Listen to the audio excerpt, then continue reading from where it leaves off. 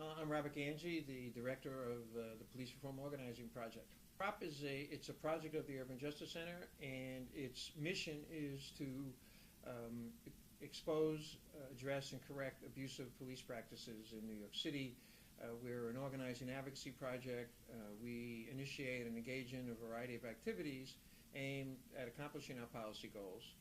One of those activities is to organize and sponsor public forums.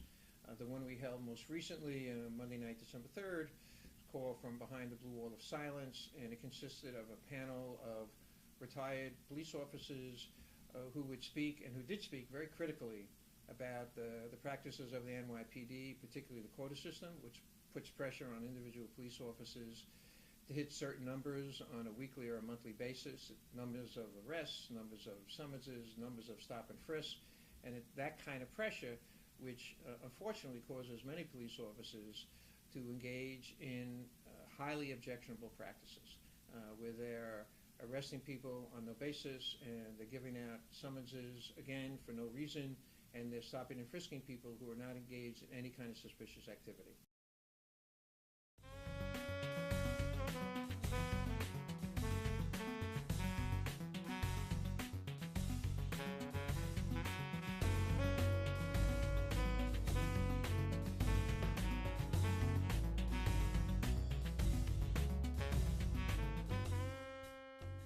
It is indeed about the young people that we care so deeply about their futures in the midst of this terrible crisis, not just of abusive policing, of racial profiling, and of course stop and frisk, but also that in this neoliberal moment we have decided to not just warehouse and incapacitate people, but to simply make them disappear.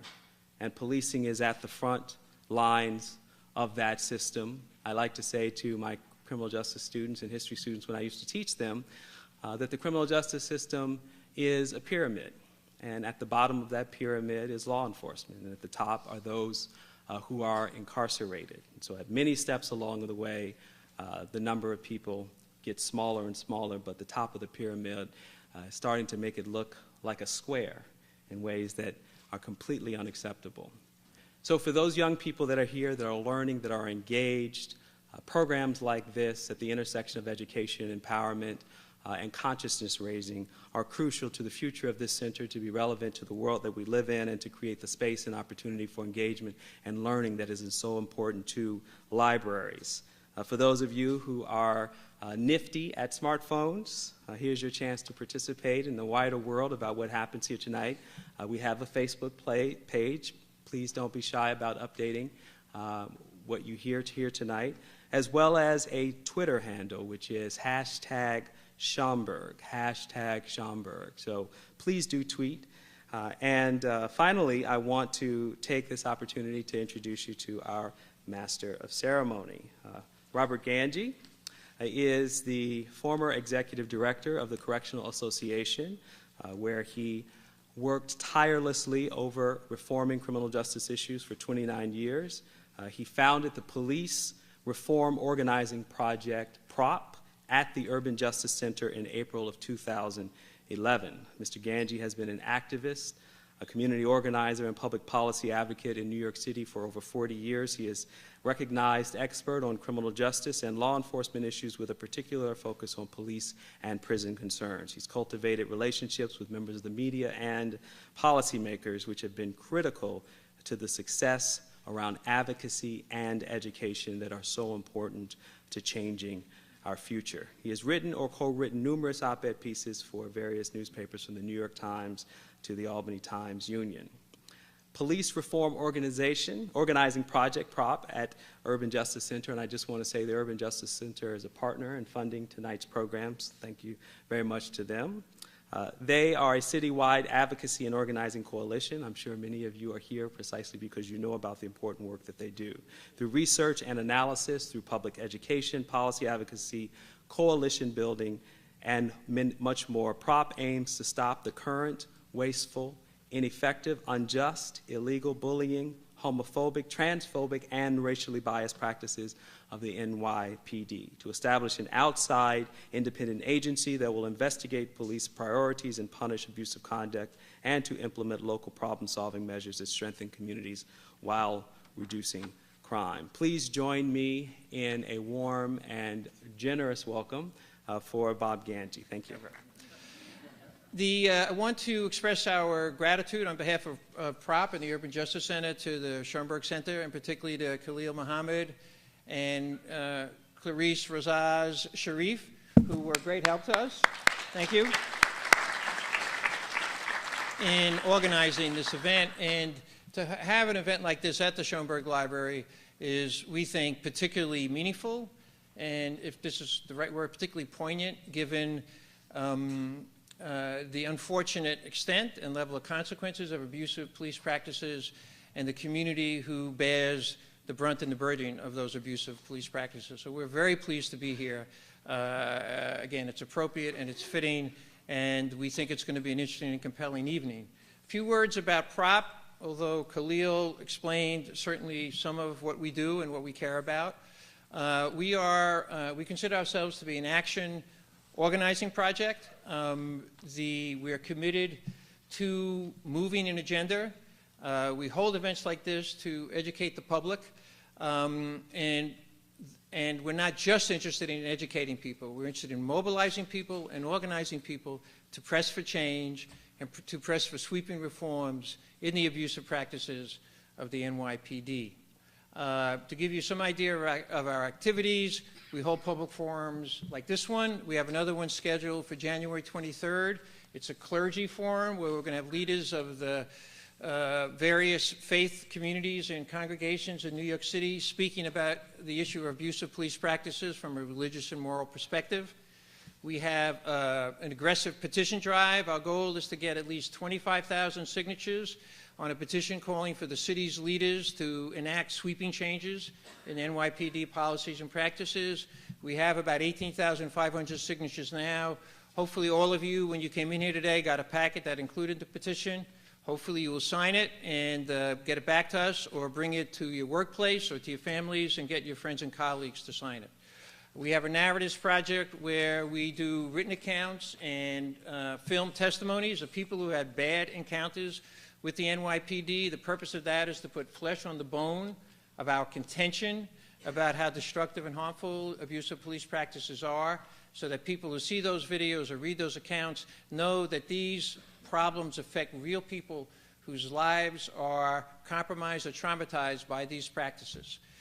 We have what we call a voters education project, where we're putting together a list of questions addressing many of the different ways that the police unfortunately engage in harsh and unfair practices.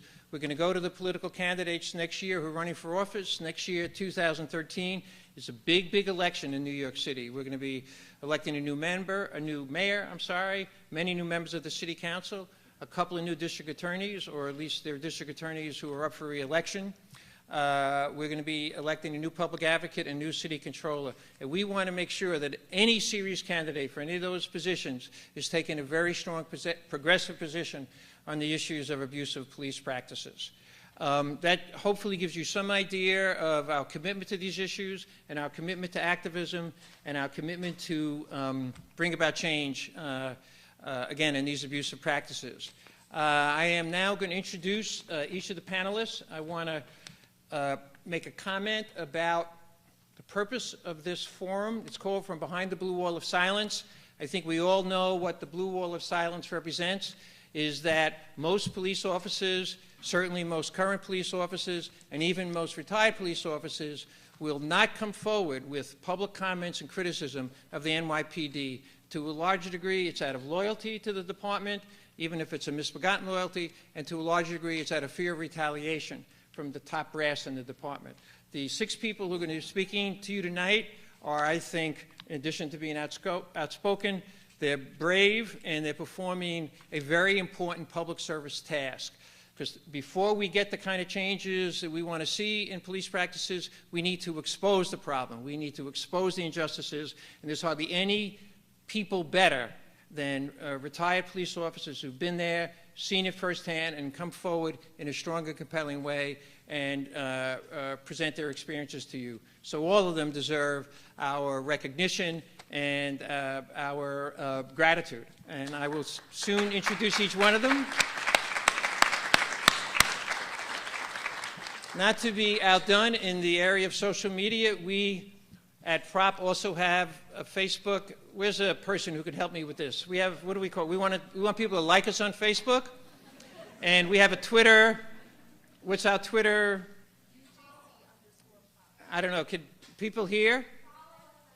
Okay, follow us on Twitter. Don't we have a hashtag? I mean, they have a hashtag. Do we? I guess not. All right, I'm going to introduce each of the panelists. They're going to come up here, and each of them will make a presentation, and the discussion will be moderated by Khalil Muhammad, and then you will all have a chance before the end of the evening to raise questions and make comments. John Eterno, retired police captain, professor at Molloy College. Come on up, John, and co-author.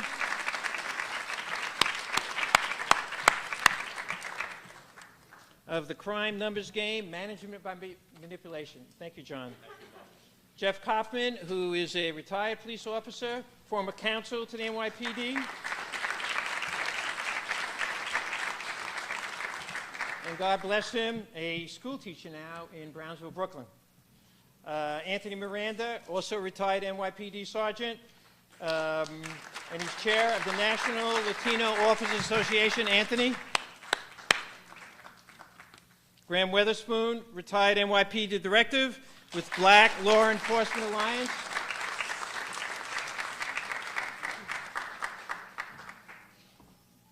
And to show how committed we are to diversity, Colleen Meenan.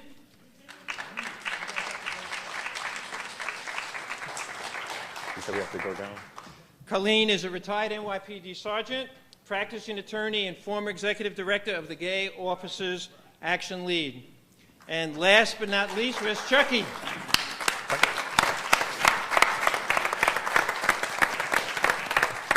Carlton Berkeley, retired NYPD director, second grade, president of Brothers and Sisters Who Care, and also known as Chucky.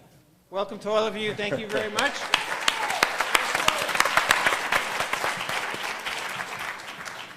Well, I don't know about you, but the first thing I noticed about being on stage with a bunch of retired cops is that they all stand up ready for action, right?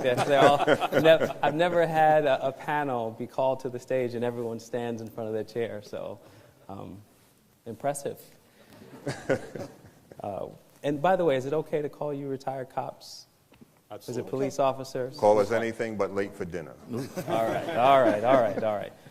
So as Bob described, I think that we want to open really with an opportunity for you to describe your relationship to the work that Bob's doing, why you are here, either through experiences that you have that informs your critique today, ambivalence that you still feel about the kind of language that you hear in protests to stop and frisk, if you want to take on some of the issues and begin to answer some of those tough questions. I know that Commissioner Kelly often talks about, well, what are we going to do in lieu of? Don't just tell us what's wrong with it. So I think there's a wide berth for you to engage, each one about 6 minutes or so. Why don't we start with Colleen? No? Lady, thank you. Yes. I'd like to thank Bob Ganji and PROP for all their efforts, my good friend Bob Pinter, who's been instrumental in getting me involved and prompting me to lend my voice to some of this.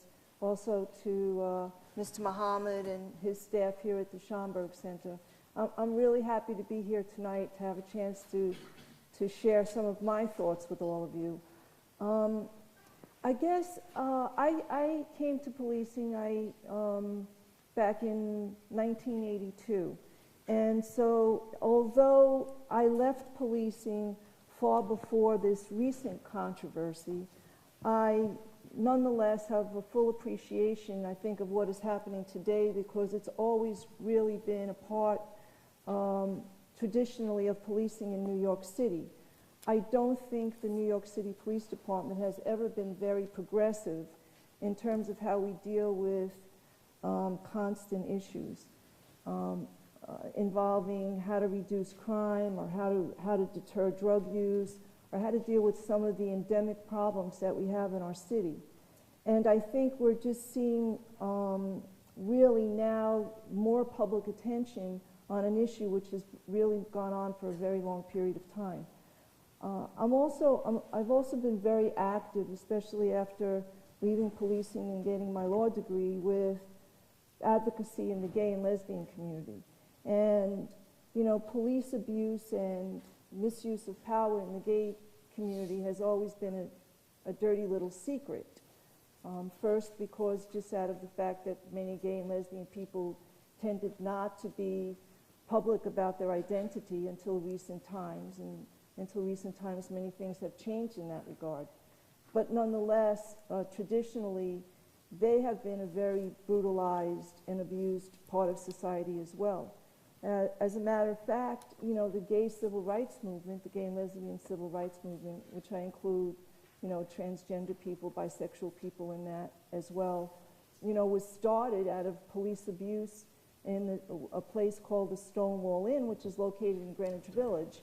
And traditionally, the police historically would enter, you know, gay and lesbian establishments, which were also often very secreted in local neighborhoods, and they would abuse people and toss them around, and then inevitably arrest them for no reason other than being in a location or being identified as a person that they didn't particularly appreciate. And so I'd like to say that that was, you know, probably the most public stop and frisk among the gay and lesbian community, where we fought back rather, and turned into a little mini riot down in the Village neighborhood and right outside the bar, and ended up with a lot of police injuries and a lot of arrests. But nonetheless, it kind of motivated people to think about stopping the police abusive practices that had been rampant throughout the gay and lesbian community, and kind of bring an end to the ruination of lives. Because then, this is in 1969, you know, if someone got arrested, whether true or not, for being a gay person or soliciting prostitution as a gay person allegedly, you know, that meant a lot of profound ramifications, including the loss of your job, potential loss of your family, so public ruination. So I'd like to think that, you know, the events that we saw then, that has happened among my community historically, has changed, but, you know, I see it now more prevalent, the same type of thing happening among the communities of color, where young people are ending up with criminal records at, you know, 15 and 16 and 17 years of age, because they've been unlawfully stopped and perhaps challenge a police officer, because that's always the big no-no. I mean, I remember that during the time that I was policing, which is a period of time of my life, honestly, that I'm very proud of. And I'm ashamed of the police department and the things that I hear about today, because I believe that they can do better, and they know they should do better. And there are people, many that I'm sitting here on the stage tonight, that are better than that. And we know we're better than that.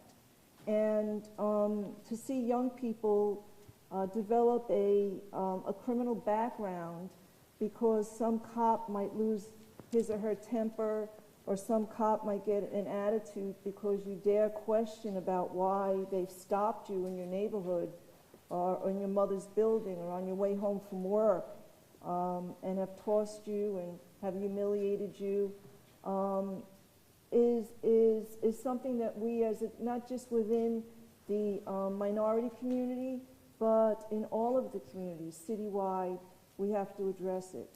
And I think for myself as a Caucasian person, and I said this at the last time we met and we talked, I think more Caucasian people have to be involved, including former cops or present cops. And we need to expose what's going on. We need to tell the truth. We need to speak truth to power. That's the only way we're truly going to bring about change. collectively as one society, not as diverse individual groups, because what should happen to me should not happen to you, and what should happen to you should not happen to me. So that's why I continue to participate. And, you know, policing, it's necessary. It's a very difficult job. I've shared the last time, you know, I grew up in the Bronx as a woman. I can still remember coming home late at night and dashing into my building and dashing upstairs because you never knew what you were going to find in the building, or you never knew what would be in my in the lobby on the way in the building, or maybe if I was going to be followed home. And I'd like to think that policing can make neighborhoods safer so that other young women don't have to experience that sense of fear and fright. But the way that we're going about it is all wrong. And I think we can be part of the solution. And I think there are really good alternatives that are being discussed out there now, and Prop's taking the lead on some of those. So thanks for being here and letting me share. And I hope at some point I can help change or be a part of a change for any young life that's been affected by any of this. And I apologize if that's happened, because policing is better than that. Law enforcement is better than that.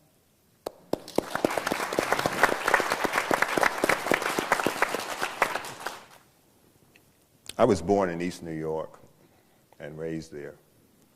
I had a negative encounter with a police officer in 1957, maybe 56.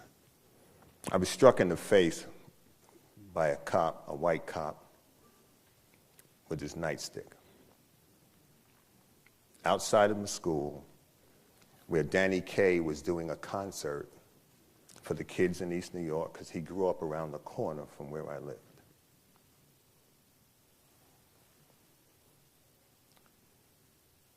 I was very much disturbed because my father had died a few years prior. And I knew that if my father was alive and I told him that this cop hit me in the face with his nightstick, my father would have broke his neck. When I was 16, my mother worked for the Board of Ed. And back in the 60s, you could go to school at night. You could learn. The Board of Ed was about educating people. And we went to pick up the payroll slips for the people working in the schools at night. And I was kicked right at the base of the coccyx bone, which is at the base of your spine. Kicked very hard with a hard shoe. And someone said, I say, get on the wall. And I turned around. There's a white guy in a sports jacket and an overcoat. And I had no idea who he was. At age 16, I could snatch 130 pounds off the ground with either arm, do reverse curls with 140 without breaking a sweat.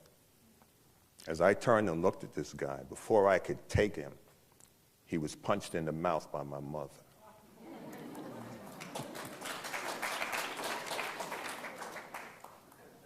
I told my mother, and she told those detectives to get out of the building. She said, this is a school. You don't come in here kicking anybody, let alone my son. Get out of this building. I told my mother at age 16, the next cop that touched me, I would kill him. And I meant that, and she knew I meant that. And she had no problem with my mindset. My father and grandfather gunned down the Ku Klux Klan in Georgia in the 1930s.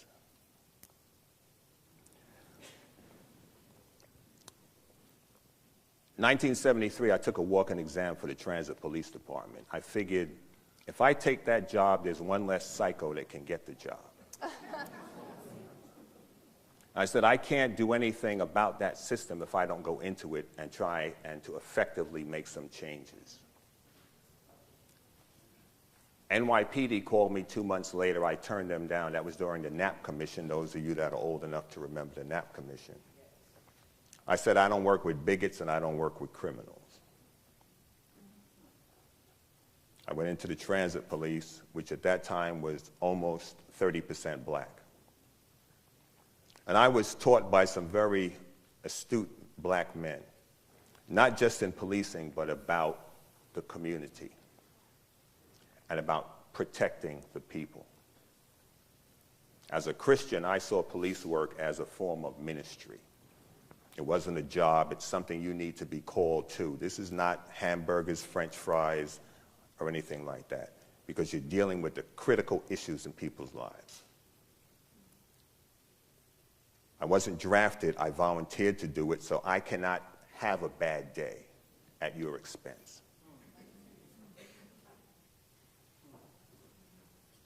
I volunteered. I wasn't drafted, so I cannot be afraid of you because of what you look like.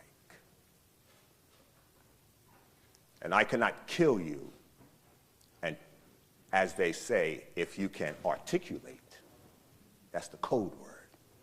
If you can articulate your reason for doing what you did, don't worry about it. I worked in the top plainclothes unit of the New York City Transit Police. I went into Transit Police in 1974. And we worked in a unit called the Black Hispanic Squad. And we did the entire city, from homicides, kidnappings, everything, Transit Police. All of us got promoted, detectives, sergeants, lieutenants. I went to the squad as a detective. And in my tenure as a detective, I sent cops to prison for raping young girls, black cops. I sent white cops to prison for brutalizing people because they thought they were just beating up niggas. And that individual was a PBA delegate.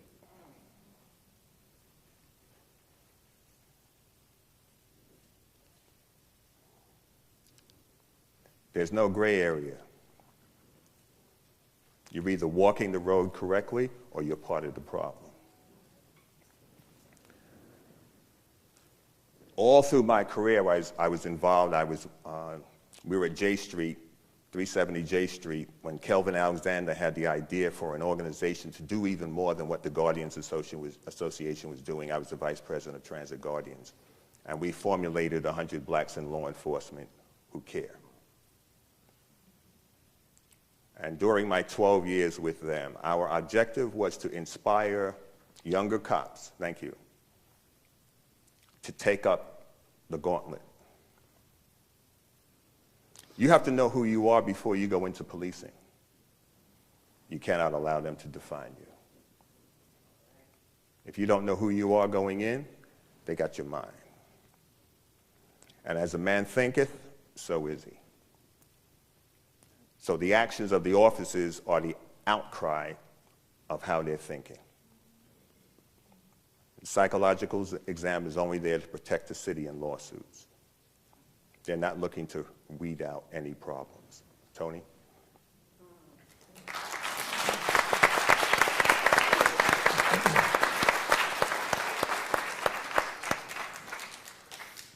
Again, my name is Anthony Miranda. I'm the founder of the National Latino Officers Association. I'm a retired sergeant with the New York City Police Department. Did over 20 years. Probably worked in most of the specialized units that they have.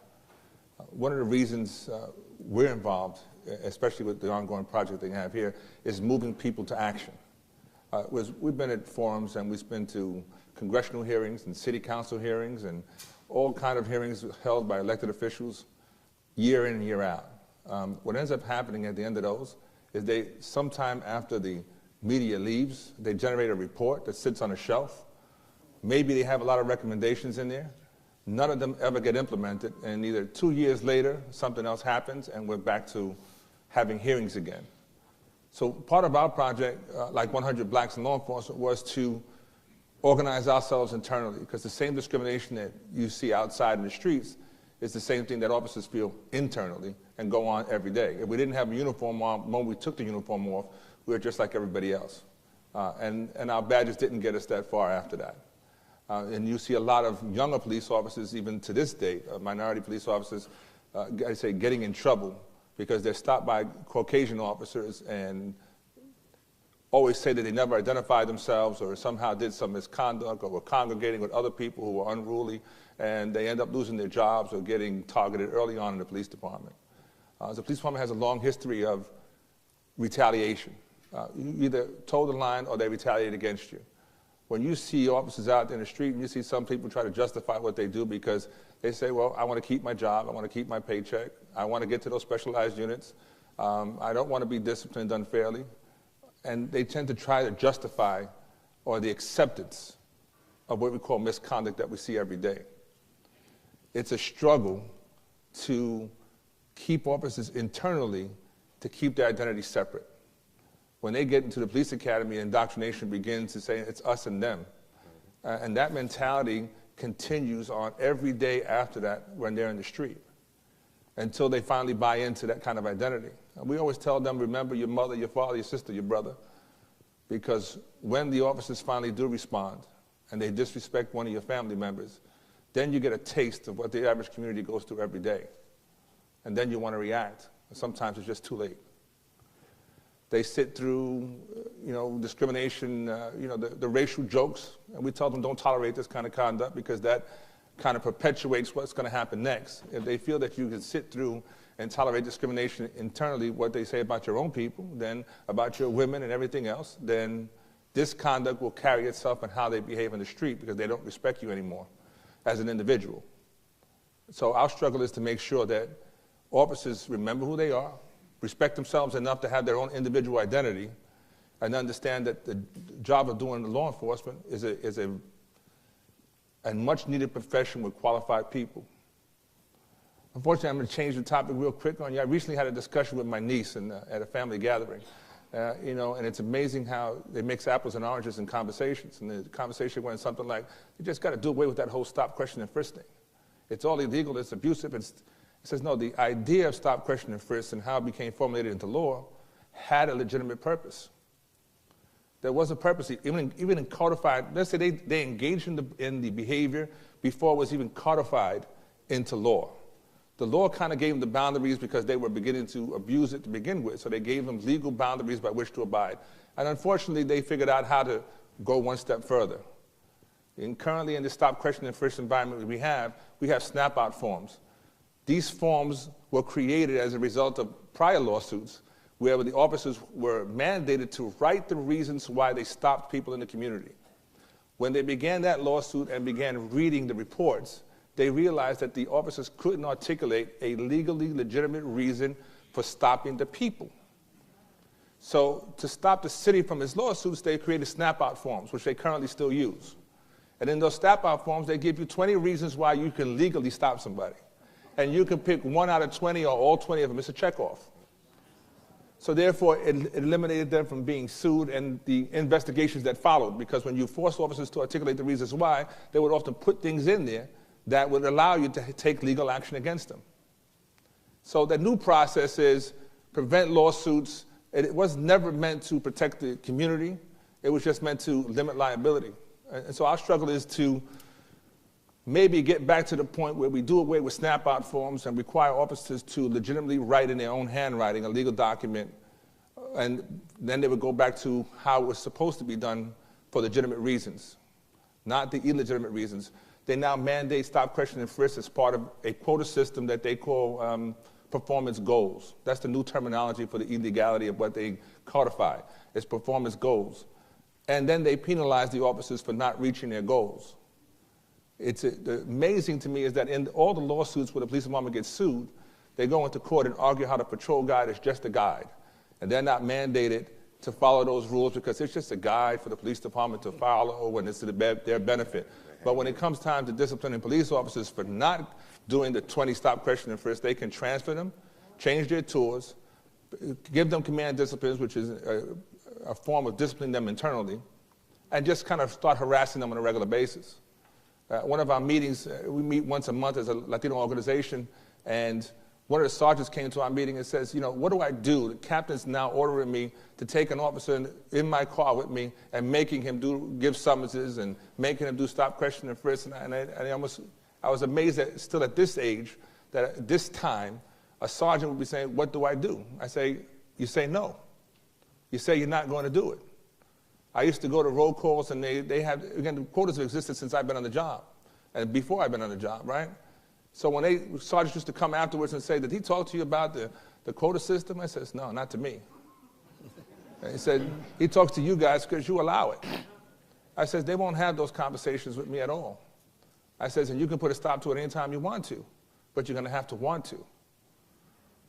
The struggle is our identity. I mean, what we do here and sharing information is hopefully to engage the community, because change does happen by officers coming forward, but it's a combination of officers coming out combined with the community at large that makes it effective. If it's one side versus the other complaining, it never has an effective resolution. And I agree with everything that their prop is doing now. We need to hold our elected officials to task. Make them commit to the changes, not just promises during campaigns, but actually make them commit in writing so that later on you can take them to task. But they will never do that. So it's a political process that we have to engage in, but on a more home basis, it says there's also a process that we do forums where we have to teach our kids what to do when stopped by police. The scary process is that we're teaching them to survive an encounter so that later on we can be able to use the system to fight back.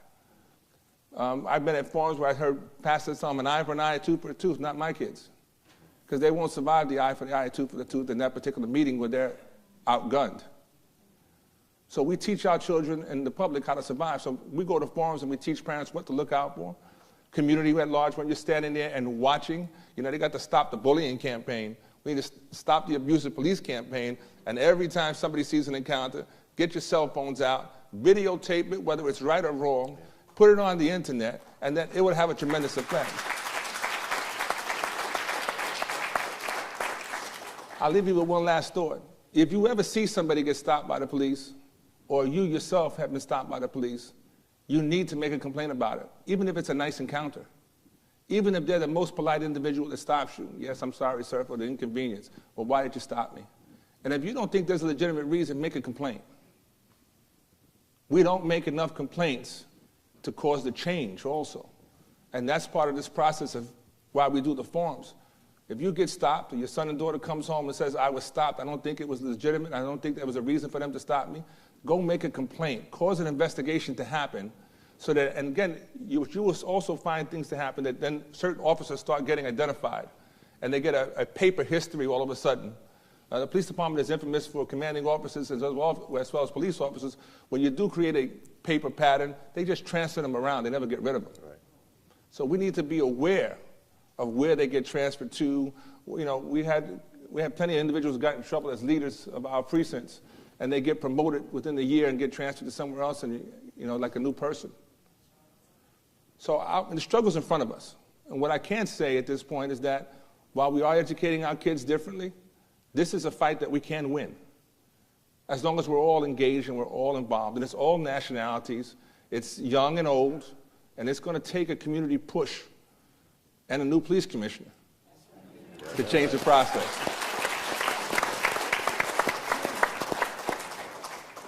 Well, thank you for inviting me to this forum.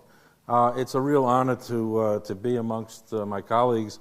I'm sorry that we're all kind of old, but well, most of us.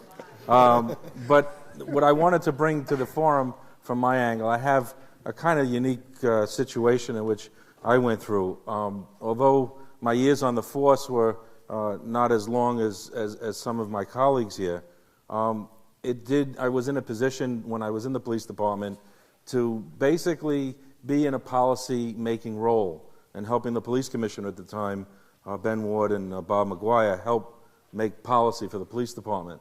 And in that role also, my experience on the street taught me a lot about how things were being done. And believe me, there's no great nostalgia here. The 70s and 80s were bad times for the police, for the public, and I'm not trying to say that things were great or that they're way better then than they are now. They're different. But I will tell you that I sat with the police commissioner, with representatives from legal aid societies, law services, and we came up with a domestic relations order that worked with battered spouse groups, that gave the police no discretion in making arrests when confronted with a battered spouse situation. When I first came in the job, we got called, and I can remember, it's a clothes job. What's a clothes job? Well, basically, there's a fight between a boyfriend, a girlfriend, husband, or wife, whatever the story is. You look what's going on, you kick the guy down the stairs, you take the keys, and you say, come back at the next shift, because I don't want to deal with you. Clearly, no one was getting any service from the police or any way to deal with that. So when all of these groups, including the commissioner, including the mayor's office and representatives from them, at that time, I mean, it was Ed Koch, I admit, not one of the best either, but they listened. They were also very sensitive to the political situation because there were a lot of people out there that were protesting. Although we didn't have the internet and YouTube and all this other stuff, we definitely did have a lot of people that had a great stake in what was going on in policing. And so certain policies were changed, and I'm proud to say that order became the order for almost every police department in the country. And it is now, there's no police department that I know of that grants discretion in those kinds of situations where there's a felony or crime has been committed. Going from that attitude, and like I say, I want to pull also away from the racism that existed and still exists, because I'm not trying to say it was, race neutral then and all of a sudden the department became racist. The issues about race in the department have pervaded since there were different races in our city. The fact is that people use their positions, their individual power positions, to enforce whatever prejudice they have, and some abuse it. Not all, but some abuse it. And hopefully there is a responsive complaint review board or federal court or some other forum for people who are aggrieved by those kinds of abuses to be able to seek some kind of redress and change the department's policy. And that's happened sometimes. And some of the lawsuits that Tony just referred to are some of the ones that did change some of it. They are liability conscious. I mean, that was the big question I always got. How much is this going to cost us? How much is this lawsuit going to cost us? Are we going to make it on the front page of the Post? What's the issue going to be? The reason for that concern is because of the fear that they actually felt from the community. Somewhere along the line, I left the police department. I went into private practice in defense of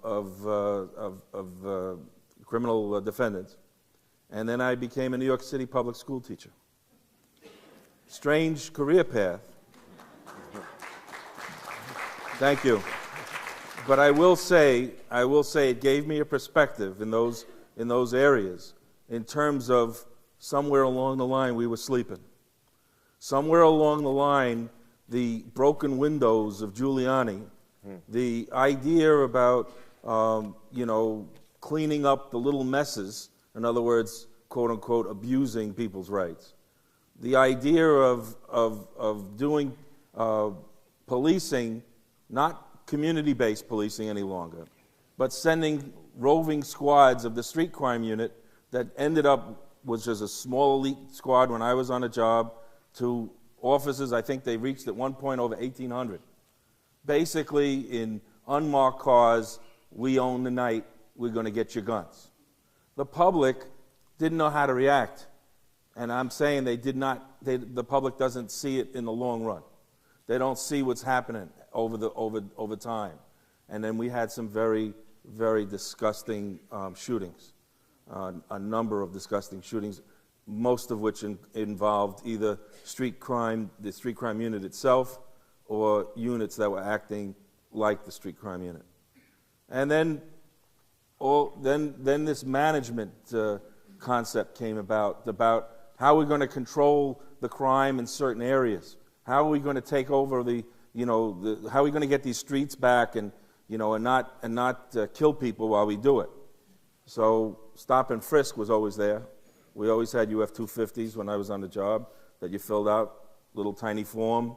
Your sergeant would say, "Why are you filling that out? We don't need those."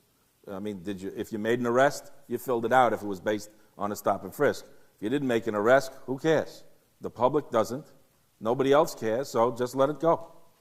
Well, as that snap out form and the rest of the idea, and now we're holding police officers more accountable for every aspect of their job. They're no longer involved with the community.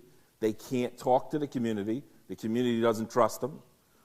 They have totally alienated any contacts or any way of any sense of community policing.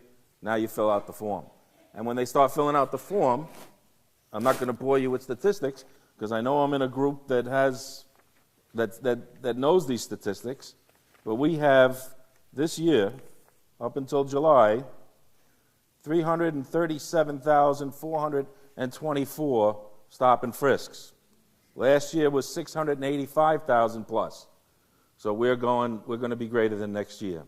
Now, one of the things as a New York City public school teacher, I taught for a while in Rikers, where I really saw some of the police abuses.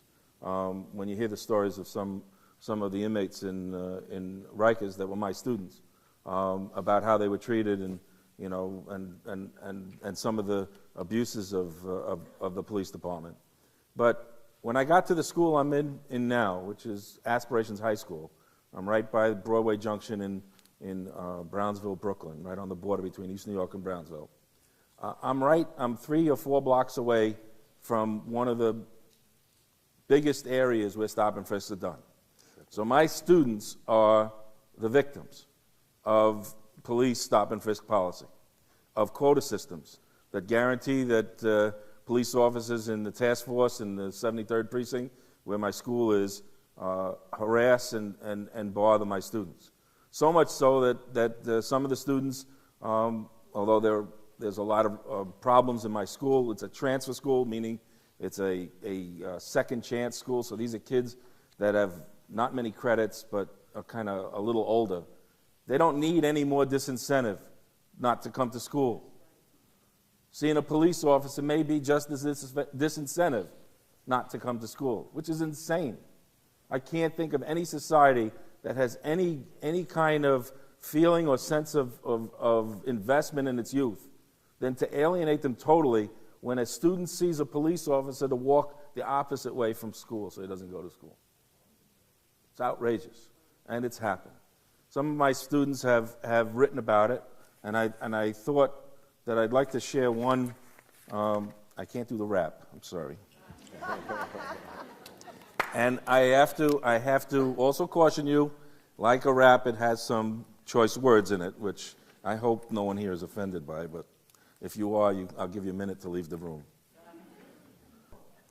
Look at their faces, stereotype our reputations. Think we below because we live in less fortunate places?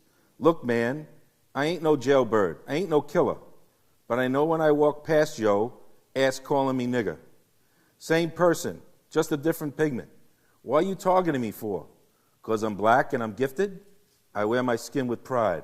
It's what I'm proud of. Fuck if you doubt us, because I know you're all scared to come around us. 2012, why are you living in the past? You a bitch because you living behind your gun and badge.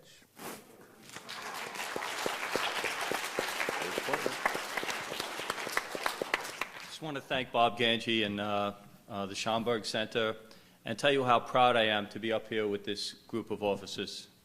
I, too, was a officer. I was a captain on the New York City Police Department. I am now a professor, an associate dean at a graduate school. I've talked about this issue worldwide. I can tell you that the New York City Police Department is a flagship police department.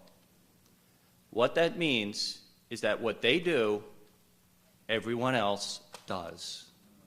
They follow them around the world. And I can also tell you there are numerous police departments who have followed NYPD who are now under consent decree. One quick example is the Baltimore City Police Department. The Baltimore City Police Department was recently sued by the NAACP. They went into consent decree because of the exact policies that are being followed by the New York City Police Department currently. What could be more telling than something like that? New Orleans, also under consent decree. And these places all have former leaders from NYPD who are sopped up by these other places time and time again. I can tell you in my book, The Crime Numbers Game, a chief from the United Kingdom wrote the foreword. In the United Kingdom, they've tried some of these similar issues, and the Home Office has written reports about the numbers game, playing with the numbers. We have a second foreword written by someone from Australia, Andrew Schaponi, Police Commissioner of the New South Wales Police Department. He also speaks of the numbers game, the game that's being played, the game that started and had its birth in New York City.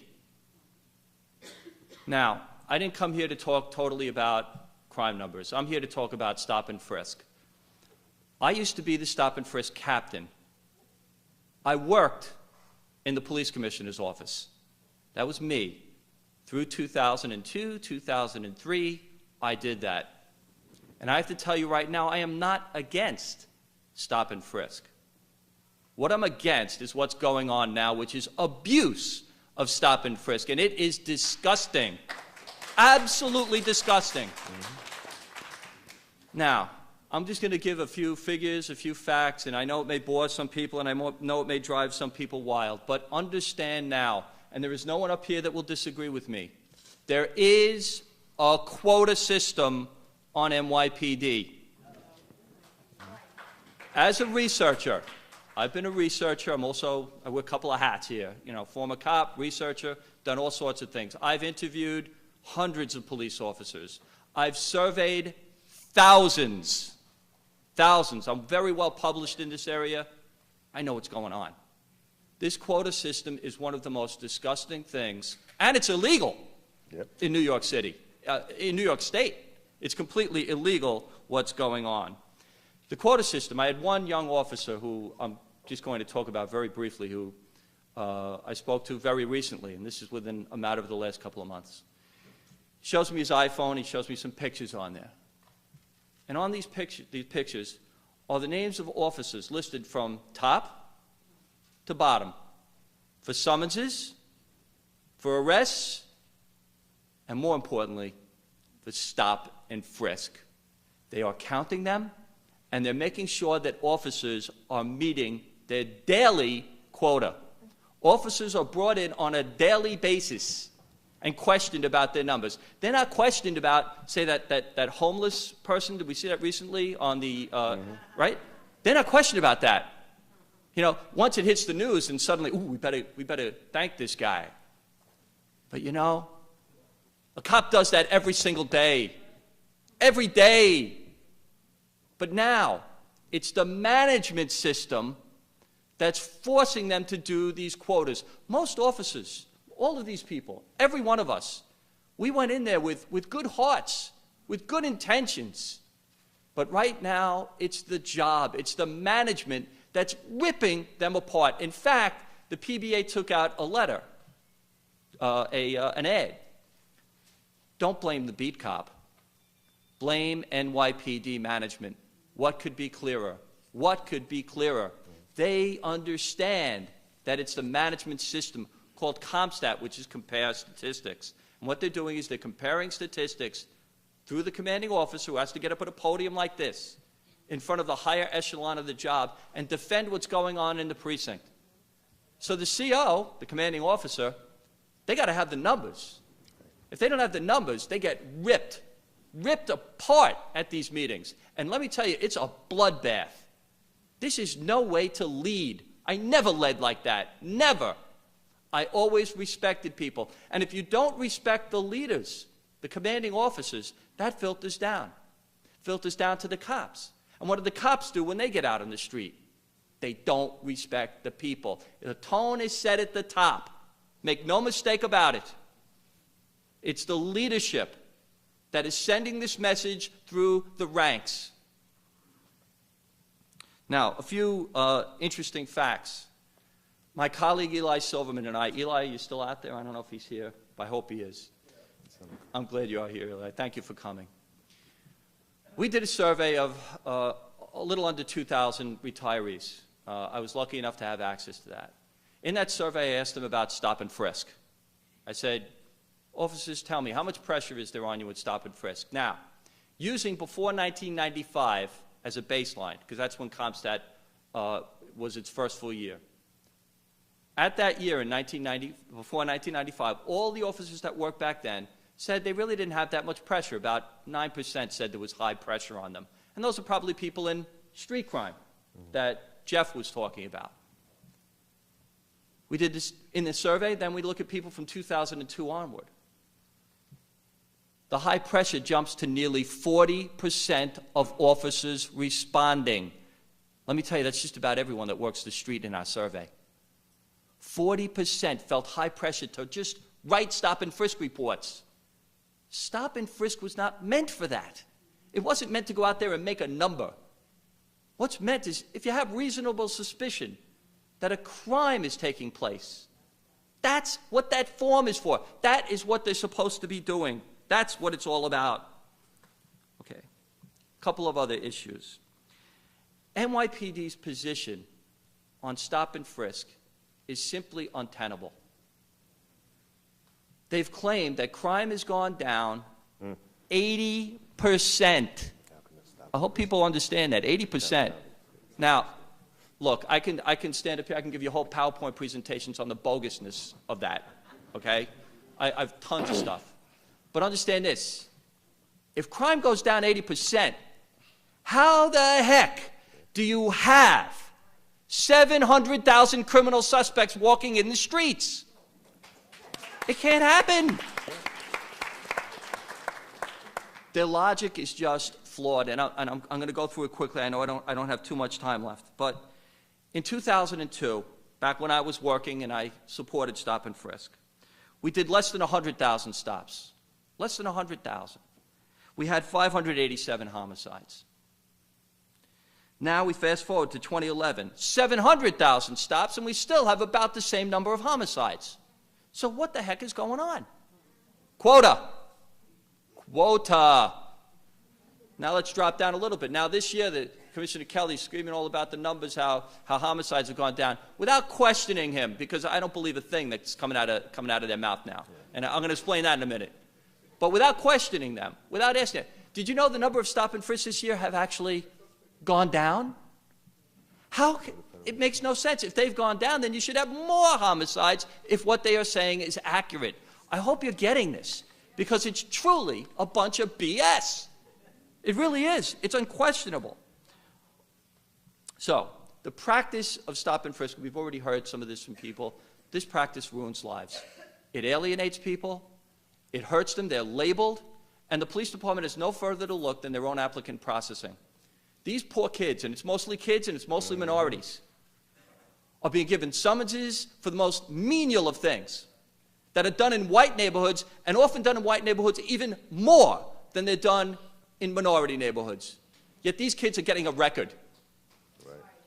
Now the police department, they only hire certain types of people. The people that don't have records.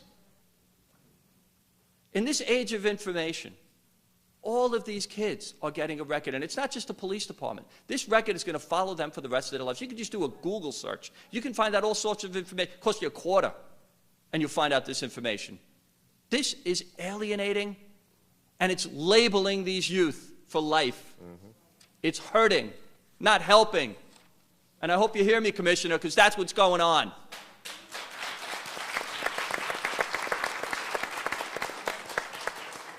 Now, I want to talk about one last thing, and that's some of the reasons why I don't trust the NYPD at this point. Some of the real questions, the real issues that they've really touched and bothered me by. One of the first things, they had a reprehensible video. I don't know if you're aware of this, on being shown to all officers. It's reprehensible in that it was really wrong, first of all, and it really was discriminatory. This video, which really made fun of Islam, they said that didn't exist, was being shown on a loop, continuous loop, to officers being trained on terrorism. Now, they said it didn't exist. We now know it does exist from an Associated Press article. We also know we were told that Commissioner Kelly was not on this video. Commissioner Kelly was one of the stars of this video. Give me a break. NYPD denied a demographics unit. They have a demographics unit, and that's also been exposed. What could be more disgusting? A demographics unit? What, are you kidding me? You're supposed to be working on evidence, on proof. Other things, the thousands of crime reports and other things that they haven't even touched. In fact, one last comment, because I know I'm running low on time. The NYPD has mentioned that they have a committee that's supposedly working on looking at these crime reports, this committee. This committee was set up in January 1st, in January of 2011. They had a 3 to 6 month window. We've heard nothing from the police department. It is now almost January 2013, 2 years later. Where's the press? Where's the anger? Where's the outrage? This committee was supposed to report to us years ago, and we have nothing. So you ask me, do I trust the NYPD management at this point? Hell no. And I got plenty more where that came from. I got to tell you, I got plenty. So why should we trust the NYPD? At this point, I think it's clear that the NYPD is kind of like Bernie Madoff. If something is too good to be true, it is. Thank you.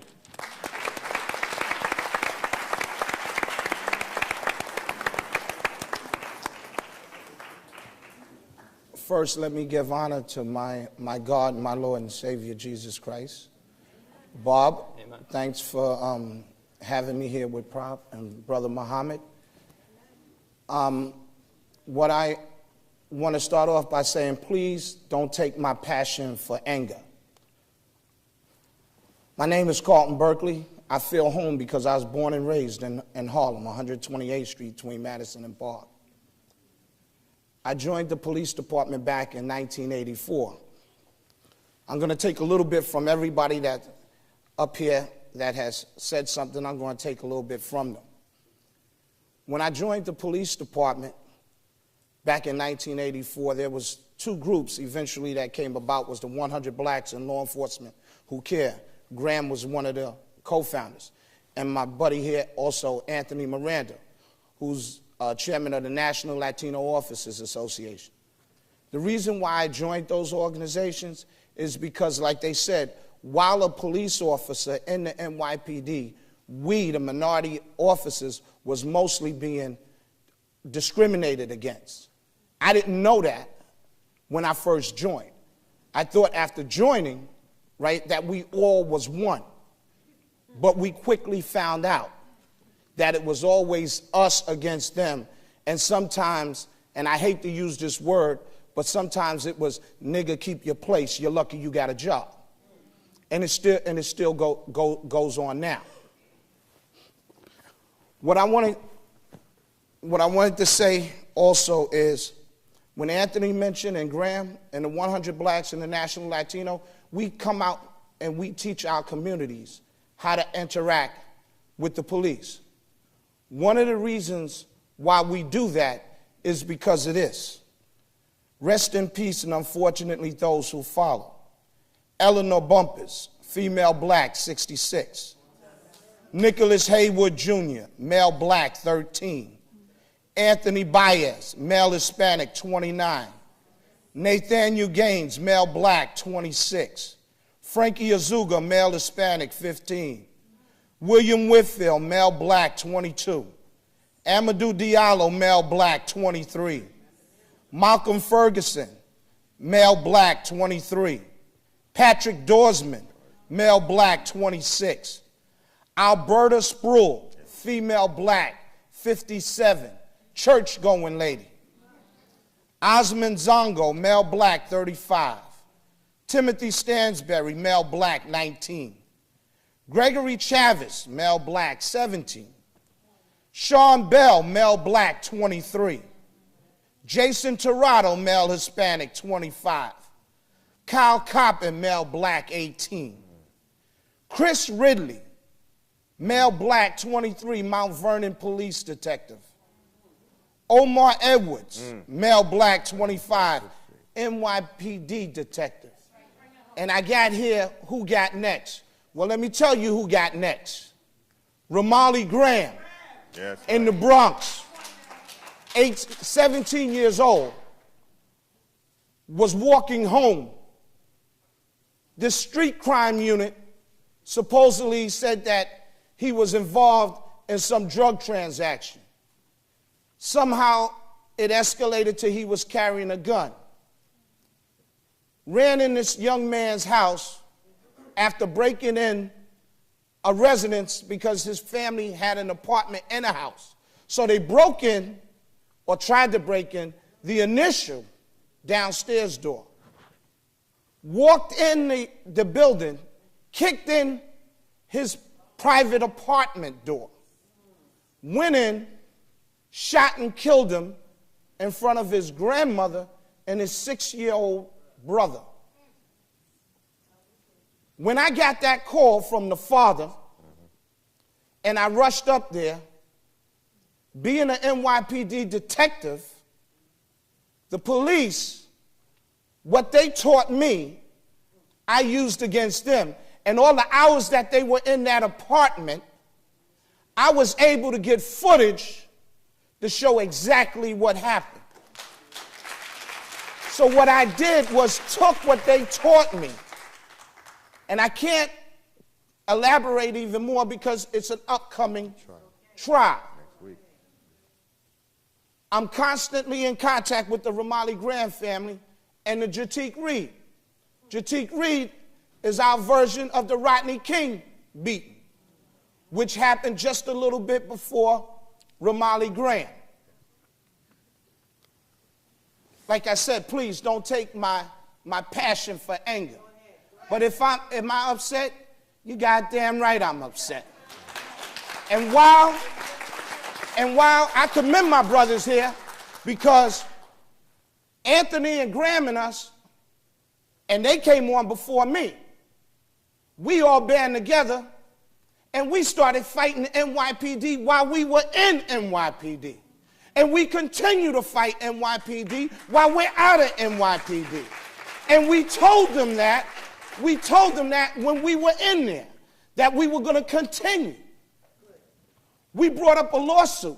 Really, it was by the National Latino officers. At that time, we brought a lawsuit up about the disparate treatment.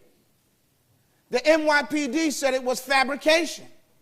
But all of a sudden, they agreed now, at that time, to pay out $26 million, but they didn't want to go public.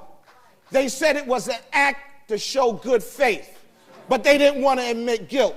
Well, when you're paying $26 million, exactly. But what hurt was we had close to 11,000 blacks and Hispanics, some Caucasians, that were supposed to go through with the lawsuit. When it finally came down, less than 3,000 people went forward. Why? Over 8,000 were afraid. Afraid of like what Anthony and what everybody up here is saying, the retaliation. Well, let me tell you, I wasn't afraid, and I got part of my lawsuit, my monetary value. I got it.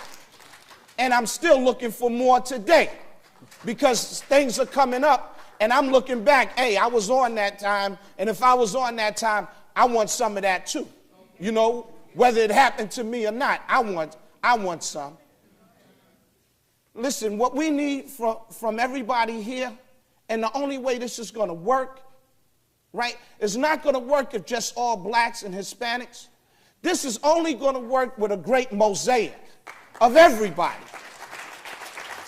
Because if it doesn't happen to you today, it's going to happen to you tomorrow. We've been sick and tired. If you didn't see the Central Park 5 documentary, go see that. When I saw that, I only had like 4 years on the job at the time, so I was just learning. But what really was heartfelt was when you looked at those young boys, and I know the whole story. when you look at those young boys who was crying and pouring out for help, and they thought they were going to get it from their parents, the parents didn't even know how to protect their kids when it came to law enforcement.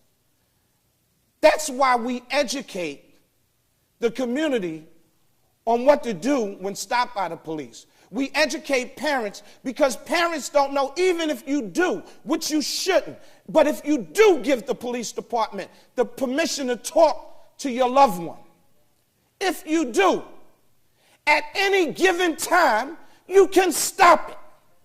At any given time. But you never should give the police department the permission to speak to your loved one if they're arrested. We tell the young folks out there, don't speak to them.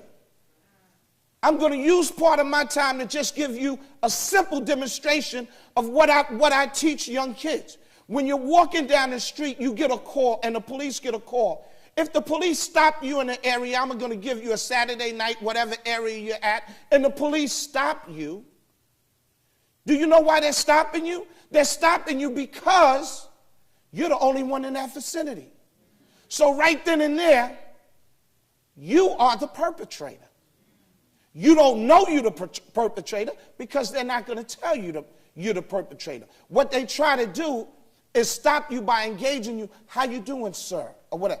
Sir, did you see a car? Did you hear a gunshot? Did you see somebody run? And what you think is, you think because you're not the perpetrator, right? You tend to think, well, let me help them out or let me defend myself. You don't have to defend yourself. The burden of proof is on them. Keep your damn mouth shut. This is what I tell the young folks, that if that was to happen to you as you're walking, you say, officer, am I under arrest? No, you're not under, well then I must be free to leave. And then you start to leave. Let him or her tell, no, you can't leave. Well then, officer, am I under arrest? No, you're not. Well then I must be free to leave. Well, no, I want to ask you something. Well, officer, am I under arrest? You keep saying that because let me tell you something. If the police had the right to arrest you, do they ever ask you? No. They do it. So I teach, you just say that. When the officer says, well, listen, you're not under arrest. I just want to know, did you see a car? Did you hear a person scream? Did you hear gunshots? You the officer, am I under arrest? And if they say, well, you know what, you're smart because you know what comes behind that, right? Okay, officer, you're under arrest. Okay, officer, you turn around and you put your hands behind you and say, here, take me. Here. But you don't say nothing. Say 9 times out of 10, they're going to push you away because they're going to say, you know, if they don't have enough, they're going to say, I can't lock this person up. But what you just did is you showed them you're not afraid to get arrested. The other way you handle that situation is you do this. A cop stops you. Excuse me, you live around here? This is what you do. And you look him or her straight in the eye and you just do this. Excuse me, did you hear what I said? Do you live around here? Can you tell me your name? It's easy. Just don't say nothing. Now they got a decision to make. Either lock you up, beat you up, or let you go. Now there's going to be some derogatory statements coming behind that. But you know what? I guarantee you that 99% of the time, at the end of that confrontation, you'll be walking like this in a way and on your way. That's what you do. Stop trying to prove to them that you're not the person they're looking for. That's up to them to do. Another thing, know your rights. In this book, it's only about 28 pages. I give you what you should do when you're stopped by the police, what you should do if the police come knocking at your door, what you should do if the police stop you at your car, in your car, what the passengers should do, what to do if you're brought to a police precinct because some people don't know you know what to expect, what to do after you've been violated by the police, how to fight them back, and get in touch with our organizations, because we will come out and we will help you. I can't go down to CCRB anymore. They don't want me down there. Because when I've escorted people down there, they say, you can't come in. You know why? Because when I went down there with some people that was complaining, they play semantics with a person's words. And I'm sitting there and I said, listen, if this lady said the officer slapped her, then the officer slapped her. You don't have to say to her, well, did the officer inadvertently put his hand up? What are you talking? She's a grown woman. She knows if she's been slapped. Just like grown men, they know if they've been hit or violated. You know, stop making excuses for the police officer. Well, they told me you can't come down here anymore. You know, it's all right. It's okay, because if I can educate enough and you can stand and use that backbone in your spine and stand up for what's right, you'll be okay, because when you leave there, you got us. You got us, and you're going to have your community behind you if they just would stop being scared. We, as a people, need to stop being afraid. History has a way of repeating itself when it comes to us.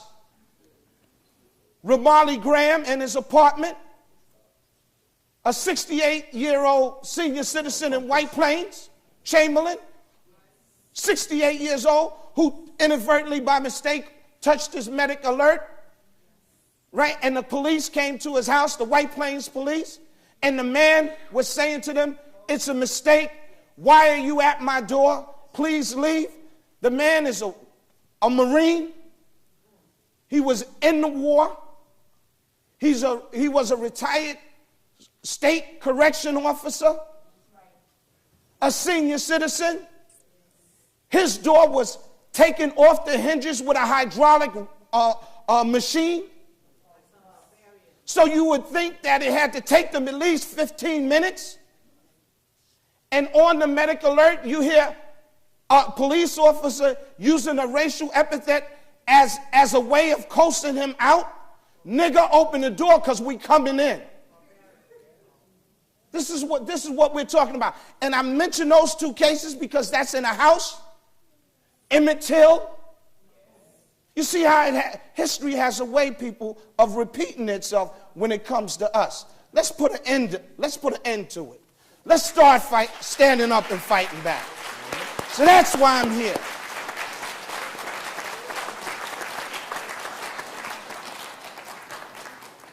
Those were all very powerful testimonies of a very enduring problem. And in some ways, I think words of analysis and engagement are inadequate to really wrestle with the enormity of this issue. But, you know, that being said, we're going to try to move forward and make more meaning out of this and make the difference either for those who are in this room or for those who will one day bear witness to this, to really understand in as rich and engaging way as possible. I want to pick up on something Carlton just said about history repeating itself, and I want to shift our focus slightly away from, say, Emmett Till to something that I think is more telling of the world that we actually live in now. So I'm going to read 5 simple recommendations. The first is, the police of Harlem show too little regard for human rights and constantly violate blacks' fundamental rights as citizens. These are direct quotes. Police aggressions and brutalities more than any other factor weld the people together for mass action against those responsible for their ills. Next, it is clearly the responsibility of the police to act in such a way as to win the confidence of the citizens of Harlem and to prove themselves the guardians of the rights and safety of the community rather than its enemies and oppressors. 4, private prejudices are no warrant for interfering with the association of whites and Negroes. Starting to get a little taste of the context for this. The last one, officers of the law who violate the law should not only be subject to investigation and punishment by the police department, but that action should be taken just as vigorously as where any other person is charged with a crime. That's right. Now that's Harlem in 1935. 1935, this city was embroiled in what would go on to be a long pattern of what the press called riots. In this case, Lino Rivera, a young Afro-Puerto Rican, was accused of shoplifting in a local store. Police officer was called. There was some altercation between the officer and the young person. But in a community struggling with the weight of the depression, with daily abuses, as identified by this set of recommendations, rumors spread that the young man had been killed. And it was the first time, speaking to your point, Carlton, that people of this community rose up and some form of race war ensued. Most of it was directed at property. But eventually the mayor of the New York, at the time, LaGuardia, went around the community with a bullhorn, quieting the unrest. And out of that came a Harlem Riot Commission report.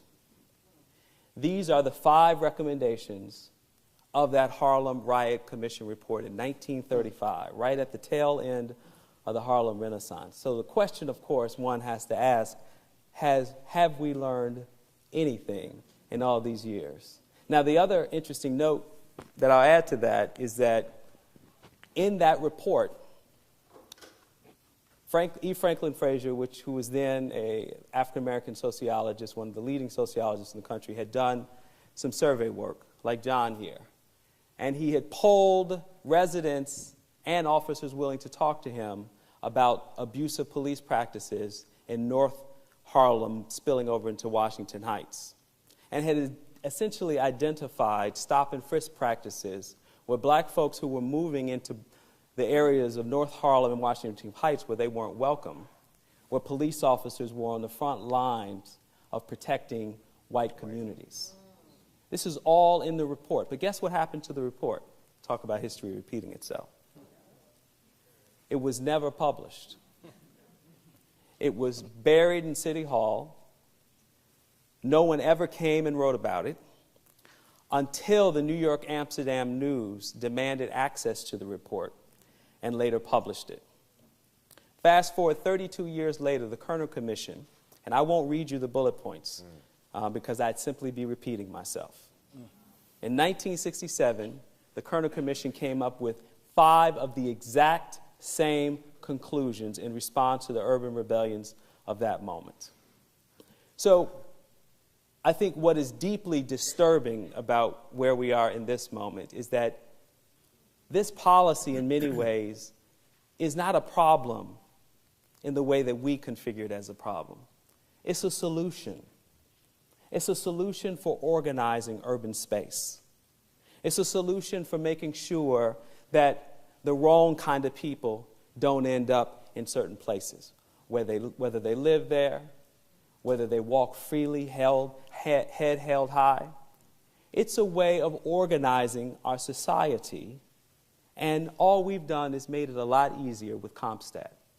We've developed modern tools of surveillance that make the work of those in the 1930s and in the 1960s and the 70s, 80s a whole lot easier. I want to ask a question building on that history and building on where do we go from here by asking the question, what is the relationship between the political power that undergirds stop and frisk, that allows a mayor to continue to craft 3 elections, There you go. a commissioner who's been here the whole time, when now we have polling evidence from Quinnipiac. They poll regularly. What do you think about Mayor Bloomberg? What do you think about Commissioner Kelly? What do you think about the NYPD? What do you think about stop and frisk? Well, as it turns out, and this has been consistent for quite some time, that when black people are asked about stop, question, and frisk, they report that they approve of it. 29% say they approve of it. By comparison to their white counterparts who are polled, 58%. And yet, as we well know, roughly 9 out of 10 of those stopped are either black or brown. So is the political accountability the most significant factor upholding this? As long as whites in this city believe that stop and frisk is in the interest of public safety, a solution to a way to organize urban space, will we continue to be fighting? Because it seems to me that based on that 29%, there is no way for the commissioner to continue to say in the media that he goes around black and brown neighborhoods all over the place and people keep saying, you know, this is a right policy. How do we educate that 58%? Is it about education? Because that imbalance between the communities that suffer from stop, question, and frisk, the disapproval rate, 71%, as compared to those who uphold that system. Take a stab at it. I think clearly the mayor has taken a stand behind Mr. Kelly, period. And he's more or less left no wiggle room at all here. I think most of us have talked. I've been at the city. I mean, we've been to many, the state. I've talked with city council members and others. Jimani Williams is the name that comes to mind. I've been at city council press conferences where I've talked about this new IG, the Inspector General's bill. I don't know if it'll pass or not. It's not a panacea. But clearly the police department needs more oversight than what they have. The CCRB, and I know what you're saying. I don't know if this IG is the answer to this, but at least it's something, in my view. And I know CCRB is, you know, Chucky's talking about it, but honestly, these are all mayoral agencies, and they've been toothless up to this point. I have read some CCRB reports that talk about stop and frisk, and they've been very, very negative about what stop and frisk does over the years. But at this point, I think the mayor is so staunchly defending Commissioner Kelly and these policies, which are clearly failed. I mean, they are failed policies, and you can demonstrate it either statistically, go into the communities, whatever you want to do. It's a failed policy. It does not work. But the company line with NYPD is that we need this to stop crime, when actually, in reality, it does just the opposite. In the long run, this actually will make more crime. Why? Because you're labeling people. You're making it more difficult for them to have opportunities. People will not go to the police because the police now have made them so angry. So if you see something, are you going to say something to the guy that just threw you up against the wall? Heck no. So I think unfortunately, it's going to take a new mayor. And I think where we get involved is who's the next police commissioner. So, Graham, I want you to respond to the original question. I want to frame it just a little bit more, just in plainer language, which is to say, if these were white kids being thrown up against the wall, would we have stopped, question, and frisk? I, as a black man, grab a white boy and throw him up on the fence. His parents would be at the precinct with an attorney before I got there. The department would not indemnify me for violating his civil and constitutional rights. I'd be suspended, and I'd be in court. What is disturbing to me is that we have gone to the feds. That's right. We have gone to the feds and gotten no response from the Justice Department. None. When you elect a mayor, you appoint a police commissioner. And I'm going to put it now in the lap of the community. It wasn't about Bloomberg getting a third term. It was about the community's inavailability to get up off of their behinds and say no. If you don't vote, it wasn't about how much money the man had. All right? We've seen Obama, we've seen Romney. Let us sit back again next year and figure, I'll wait for the next presidential election.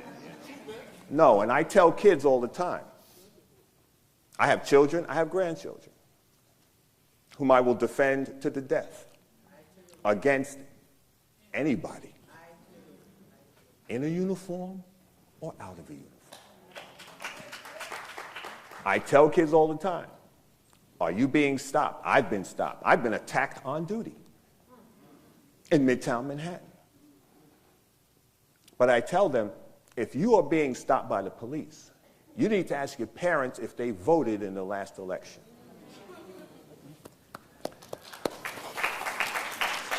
Your parents, if they failed to vote, basically said to you, I don't give a damn about you.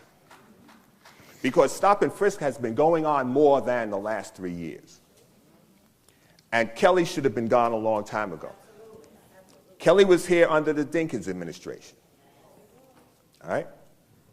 I was with David Dinkins in his hotel room the night he got elected mayor. I was one of his bodyguards. I have walked the streets with Ray Kelly on Eastern Parkway in the West Indian Day Parade back then. He left here and went to Washington. Remember, he's an ex-Marine. He came back with a different mindset. And you need to know that police departments are nationalized. We're part of a national network. We're part of a federal system. The criminalization of our young people, it is statistical racism, which leads to long-term unemployment, as has been stated. This is all racism. It is. What powers we have, the stop and frisk, and I have to say politically, it is political. Everything is political. Mm-hmm.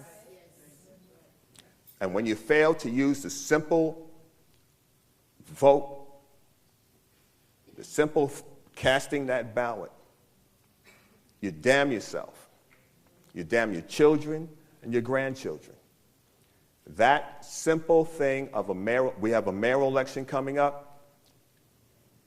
Ask any candidate, who are they looking to put into the police commissioner's seat? You need to know that. Oh, yeah. You need to know that up front. Whether it's John Liu, de Blasio, Thompson, the city, Quinn. You need to know who they have in mind. And you can't say, oh, well, you know, I haven't thought about that. Well, you need to get off the ticket. Okay? And she wants Ray Kelly. You know that's out. John was next. It's out. I'm sorry, Anthony. Tony?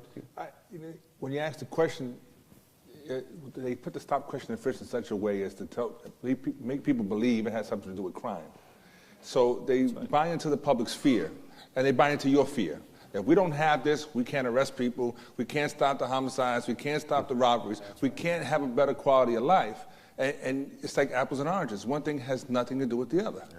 And until you stop that equation, they buy into your fear. Everything the police commissioner has put out, everything the police department puts out says that we got to have this, and it's fear. The next statement has to do with scaring the public and the community. Remember, it's about terrorism. We gave away all our civil rights because we were going after terrorists, but the terrorists turned out to be black and Hispanic, which I never found out. But that's what happened to our communities. Now we're under total surveillance, and they can watch anybody they want to, and it's all under the same umbrella. We brought into the idea that everything had to do with terrorism and fear and crime. It's not that case. Stop, question, and frisk was a legitimate tool in its inception. But what it has come to today as part of a quota system, don't just stop there. Stop, question, and frisk, summonses, arrests, these are all part of a system now where there are quotas for each and every officer. So when you realize that it's part of a quota, every officer once a month or once every quarter has to make at least one arrest. Every summons, at the end of the month, we went to city council hearings to testify, and it says it's not like mathematically impossible that every officer working a particular shift would end up with 25 summonses, and they would have 10 in one category, 15 in the other, and 5. It's impossible, mathematically impossible. And you can take that same quota system and go from the Brooklyn to Queens to the Bronx to all the boroughs, and magically we all come up with the same numbers. At some point, you know, this system that they say the performance criteria is the new word for a quota system that makes the entire process illegal. Original policing cops knew who they were here to service the community. They knew the people that were in the community. There was a conversation, a dialogue that took place that allowed an interaction that we could identify the bad guy and say, this is the guy that shouldn't be in our neighborhood. This is the problems that we're having. Let's be proactive about fixing the problem. There's no fixing the problem. The police department has become the problem in its manifestation of the quota system. So it's not just stop, question, and frisk. They codify stop, question, and frisk and say crime. So when you hear stop, question, and frisk, that's crime. We got stop the homicide, stop, question, and frisk. No. When they caught the criminals with these homicides and look at these cases, it wasn't because of a stop, question, and frisk. So I never arrested a guy for homicide as a result of a stop, question. So you gotta. I never did.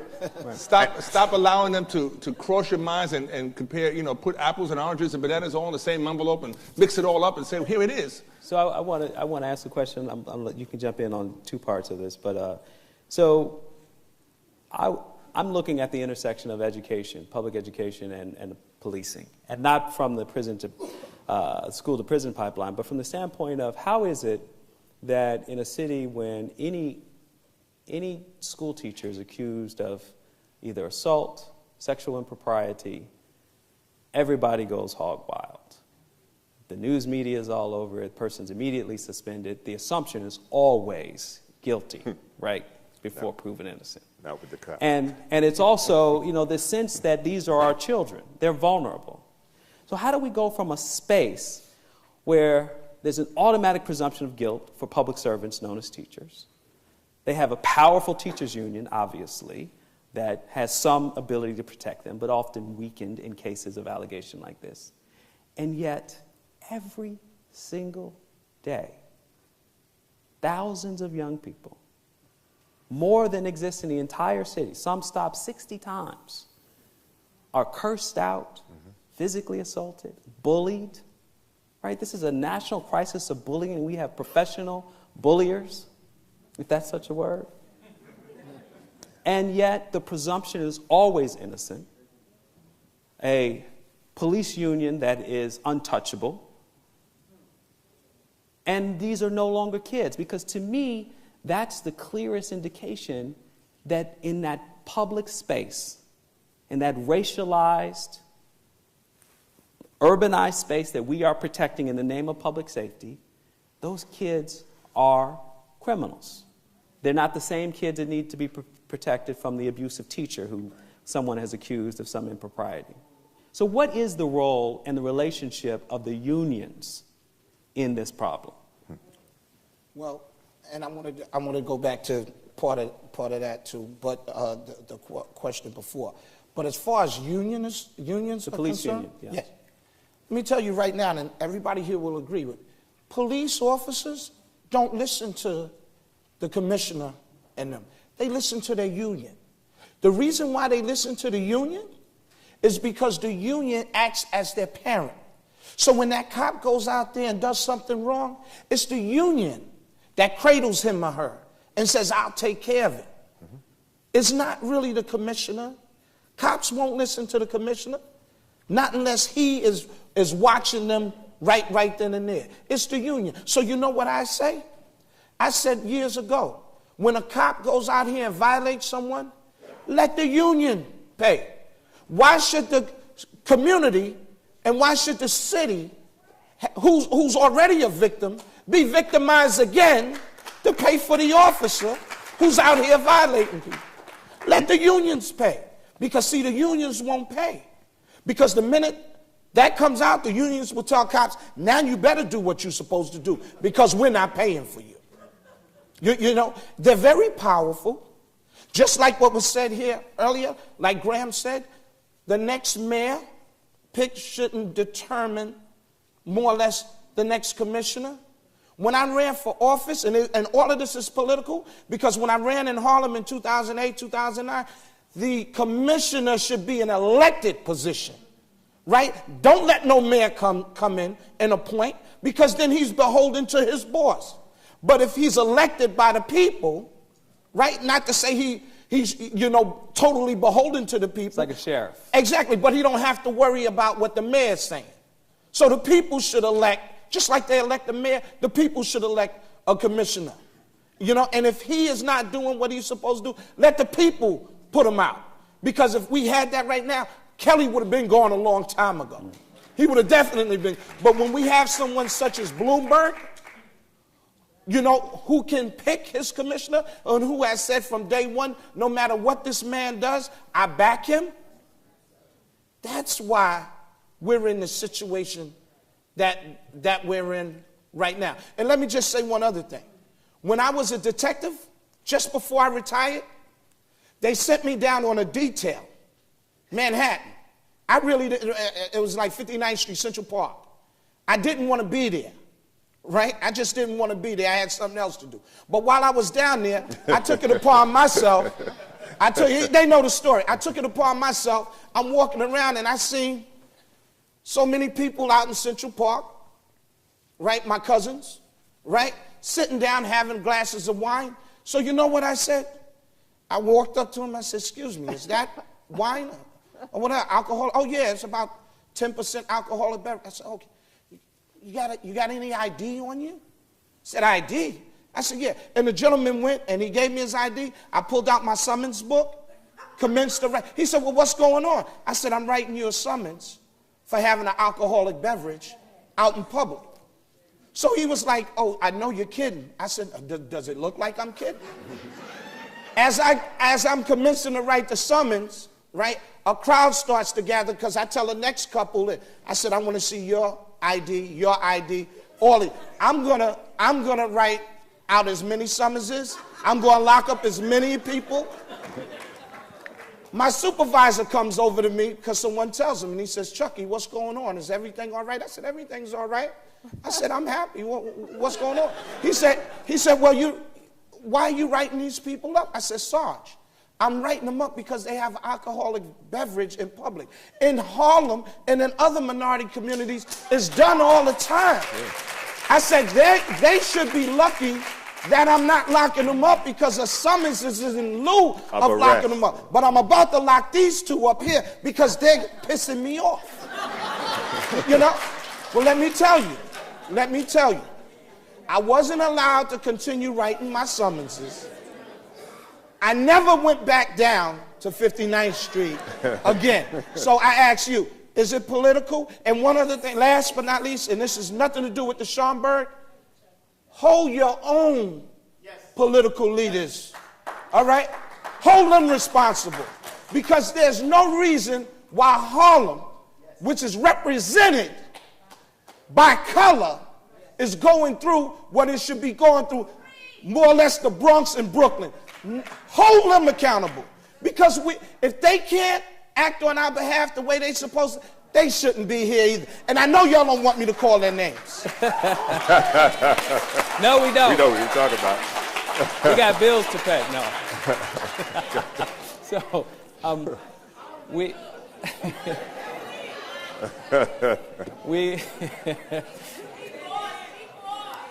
We are at a time where we can take a few questions from the audience because we certainly want to be ecumenical in this dialogue. So if you have a question, please do make your way to the microphone. I want to encourage those of the panelists that have not spoken in this brief exchange, like Colleen and Jeff, to take first dibs at a question if you so desire. Yes, sir.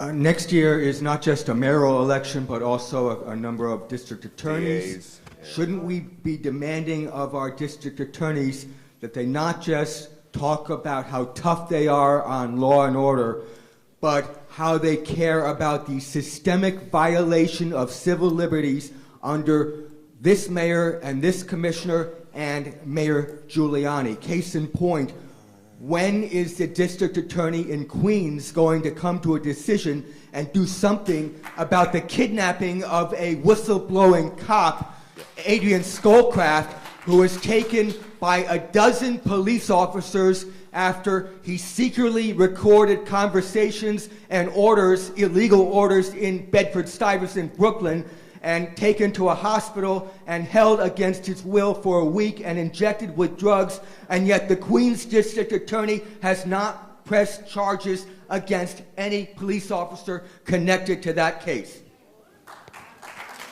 If I can, I think you've said, you've answered your own question in a certain way. But I also want to talk about the fact that there are DAs in New York City that understand this problem. I'm talking about the Bronx, for example. There are people in the administration which have an understanding of what this problem is. The problem is they don't have enough backing by the community to really stand out and do it. When there was an issue about arresting police officers in the Amadou Diallo shooting, you saw what it took to get people, everybody, all the political elected officials had to actually march down to Police Plaza and demonstrate before the Manhattan DA would indict those officers. Now the Bronx DA, I'm sorry, indict those officers. The issue, obviously, I think the voting box is really important, as was mentioned here, but it's more the community presence. The community, the idea that there's a group of people that actually will come down, like the PBA, like the union comes down for its members when they're in trouble. I had that job at one point. I represented police officers who were accused of wrongdoing for the PBA when under an old PBA regime. They got great legal help, and they did and they knew all the tactics to get around whatever needed to be get around. The families don't. The families don't get the support. If they're lucky, and some lawyer decides that they'll take their case on a contingency, which only the high-profile cases are actually done that way. But if they're lucky and take a case like that, then they have to wait for the court process, which may be years before there's any kind of justice in the case. There's still no way to know what's going on. Nobody is going to handle the police department issues unless there's a community basically saying we don't want it. Now, you mentioned Mayor Bloomberg, 3 terms. Yes, money bought him the election. There's no doubt about it. He paid. I was, and I don't want to go back too far, but I sat on the executive board of the UFT, and I can tell you, as sitting on the executive board of the UFT, their power isn't as great as people would think in terms of teachers. Okay, they do not represent teachers when they're accused and keep people off that way. Okay, they shy away from it. They basically throw teachers that are accused to the wolves like everyone else. The police department has a totally different view because that is Bloomberg's base, the way in which they deal with the police department. And that's not only the white population, but also I want to say the minority population that's also directed with the fear that they're going to be victims of crime as well. It's a hard card to play, and they play it well. He played it for 3 elections, and changing the mayor, I hope, changes things, but I don't have great faith in that either. We worked with the Bell family during that case. D.A. Brown threw that case. I sat in that courtroom, and the prosecution at times failed to cross-examine bogus witnesses who were supposed to be experts in their field. I took one of the ADAs outside and says, what the hell is going on here? I gave them a list of 10 questions to give to that witness. D.A. Brown let that thing go. And I stood on that crime scene for about 10 hours that day. Charles Hines in Brooklyn, another crooked. He's crooked as the dog's hind leg. Okay? I was in a meeting with Rudolph Giuliani and Howard Safir 5 days after Amadou Diallo was murdered. I was in Amadou's apartment that following morning with the nephew of Kwame Nkrumah, former president of Ghana. We poured libation in that apartment, along with Reverend Sharpton and others. I went through that crime scene. The trajectory of all the bullets, I did it all after crime scene went. I found 2 bullets that crime scene didn't find. It was numbers 42 and 43. He never turned, he never did anything. He was gunned down because he observed something he wasn't supposed to see. Those cops had a clandestine meeting with occupants in 2 other vehicles, a red Camaro and a black Mercedes-Benz. The black Mercedes had diplomatic plates. The diplomatic vehicle was under federal surveillance. The feds do not get involved in anything local when they're maintaining the eye on a target. They observed the shooting and kept on going because Amadou stepped out the door and saw something with those guys he wasn't supposed to see. The occupants of the Camaro and Mercedes got in their cars, and those 4 cops walked over and summarily executed a witness. Now, what has that got to do with Charles Hines? 15 months before that murder, Kenneth Boss was working in the 7-5 precinct, where he shot a young brother named Patrick Bailey in the back on Sheffield Avenue. He died and bled to death. Bailey, 2 hours before, had threatened some drug dealers who were outside the building that his parents owned. He got a shotgun, which was inoperable, but he said, you know what this is, get out of here, leave these people alone. He's coming from the Pathmark supermarket 2 hours later with some friends. They flagged down Kenneth Boss and the sergeant and say, that guy pulled a shotgun on us, blah, blah, blah. A lot of times, drug dealers will call the police to get rid of another rival. So they're chasing Kenneth Boss and his friends. Patrick sees the drug dealers. He assumes these white guys are with the drug dealers. He runs into the building with a female friend. 2 other friends went across the street. Both of them were shot in the back. Young lady caught a round in the buttocks. He was shot through the back. Bullet hit his pelvic bone, traversed through the femoral artery, through his penis, and lodged in his left thigh. I said, the only way a bullet can exit the front of your body and be lodged in your thigh, you have to be running. Your leg has to be elevated. Like Chucky said, we were trained. We ain't stupid. We are the spooks who sit by the door. I read every piece of paper on that case, on the 49. Kenneth Boss said it was a Mexican standoff. He was holding the girl, he had a shotgun, and we had to do what we had to do. Well, if you're in a Mexican standoff, how does a victim and a perp get shot in the back in a Mexican standoff? And Safer stood there in front of Giuliani and said he had a shotgun. I said, you're a liar.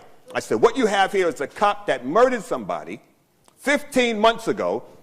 Charles Hines has not presented the case to the grand jury because he told his homicide bureau to put that case on a back burner. Because I spoke with an ADA in the Brooklyn Homicide Bureau. Excuse me, Graham, because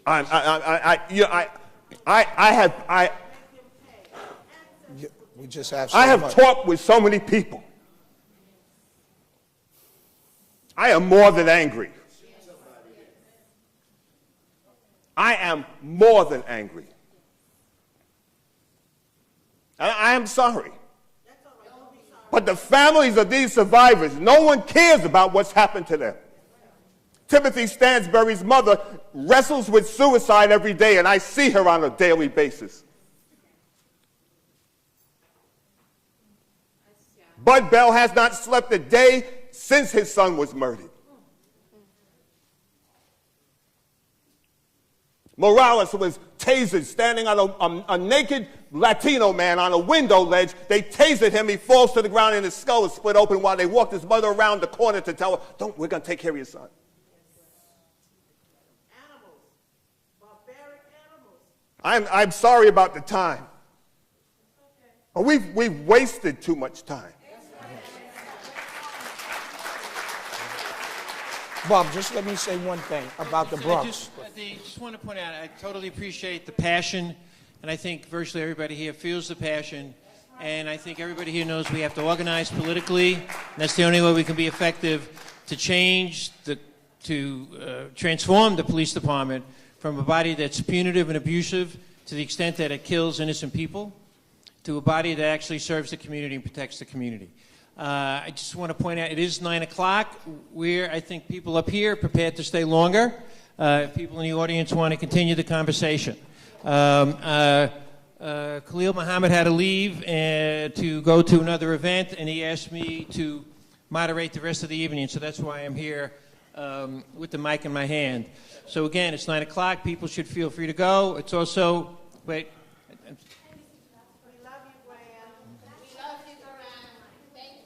I love you. Yeah, I think at the moment, we all love and feel for Graham.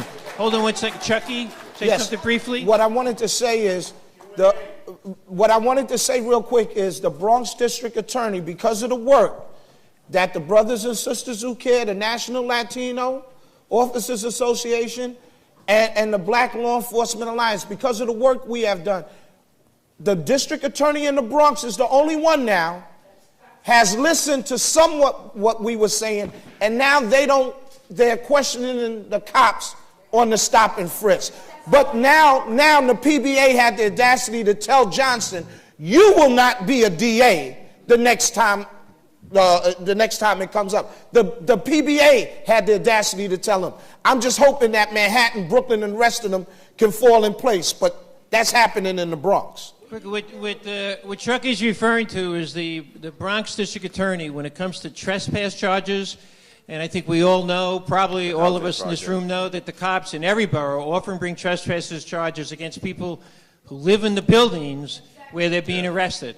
And what the Bronx DA is now doing is insisting that the arresting officer go down to the courthouse and talk to the DA and substantiate the charges.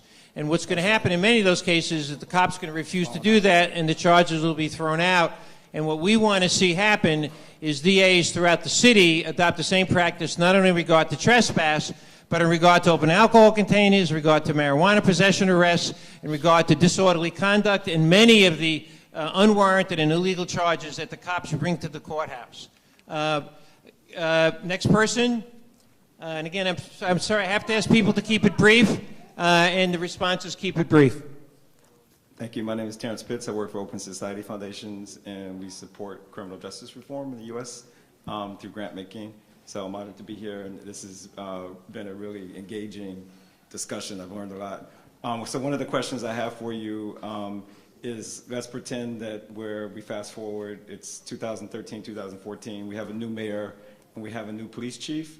They're both open to reforms. What would be your recommendations, given the fact that there's been a precedent set for the use of quotas? CompStat's already in play. It's been in play for many years. What would be your specific top 3 recommendations, and what other jurisdiction in the U.S., a top 50 jurisdiction, would you point to that's doing good work on this issue of fighting crime, creating safe communities, but respecting civil rights and civil liberties? Thank you. Excellent question. Anybody want to step forward, take that? Yeah, sure. There aren't too many jurisdictions that you can point to right now that aren't following the NYPD lead. Some that I've seen in the literature, though, include San Diego, in particular San Francisco, some of the agencies on the West Coast. But most are following the NYPD lead. Now, in terms of transformation, to be brief, and I could go on forever with this, but the first thing is CompStat. It's got to change. That is what's pushing all the quotas. That's what's pushing everything. All the commanders are put in the hot seat in front of the police commissioner, the first deputy commissioner, others. Without changing CompStat, this is never going to change. And it doesn't mean we have to get rid of it. What it means is that they need to treat people, their bosses, their own bosses, with respect. It's got to start there. Give the officers what they need. Let the commanding officers come back to the precinct and give them the power to do what they need at the precinct level instead of dictating what they have to do from headquarters. They need to give these commanders local authority. At this point, they can't even give anything. They have no talk or no say whatsoever. And you may think the commanding officer, most people think the CO is a important figure at the precinct. They have no authority at this point. They can't even give crime figures out to the press, for example. When was the last time you saw someone other than Commissioner Kelly in front of a microphone? Never, except for maybe Paul Brown. He's the only other suspect that we get up there. So Paul Brown is the public relations person, public spokesperson for the department. Deputy Commissioner of Public Information is the official title. And then I think one other important thing. They have to start listening to communities. They've got to develop community partnerships at the local level. Without those community partnerships, you got nothing. And this is what's going on now. Everything's dictated from headquarters. The local commanders have no authority. They can go into a community meeting, no authority to do anything. Without allowing these community partnerships to develop, we will never have an end to stop and frisk.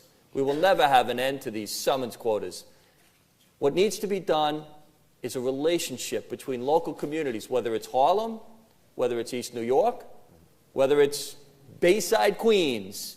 You need to have these relationships where people are not afraid to go to the police, to talk to them, and to develop a strategy together, not in isolation. And these were some of the things that we were hearing from 1938, yet they haven't been developed. But that's where we have to go. Okay. And also, Anthony? Yeah, I would just say, quick answer, eliminate the quota system and put in place a penalty. In other words, if you find that they're still engaging in illegal quotas, there has to be a fine, take away the federal funding, take away the federal funding from the police department, and then penalize the commanding officers and the police department. Actually hold the individual commanding officers accountable for maintaining a quota system in the command. Police department does not respond to brotherly love. They respond to fear and accountability. And they don't have any fear right now, and there's absolutely no accountability. So you can get that immediately by eliminating the quota system, imposing actual fines against the agency, and criminal penalties if found that they're found guilty of these illegal quotas both. sitting down with Prop and us up here for the new commissioner so that we can let him know or her know what really needs to be done along with the community. So they have to sit down with the community, Prop, and us up here. Colleen, you haven't weighed in on some of these issues. You have some thoughts about what the NYPD should be doing, the kind of changes we'd like to see? Well, I absolutely agree with the end the quota. The next thing I would suggest, there should be a female selected for the police commissioner next time around. Why not? And also, you know, there have been some successful strategies, and, you know, not to, you know, I defer to John. I mean, actually, he's the scholar in this area, but I know that Yale Law School has been dealing with some very successful strategies in this area, and they were really successful in a place called High Point, North Carolina. And what they did is they stopped focusing on arrest of young people, and they started focusing on how to better engage them in deterrence, how to keep them in school, how to keep them engaged, how to make sure that they get employment.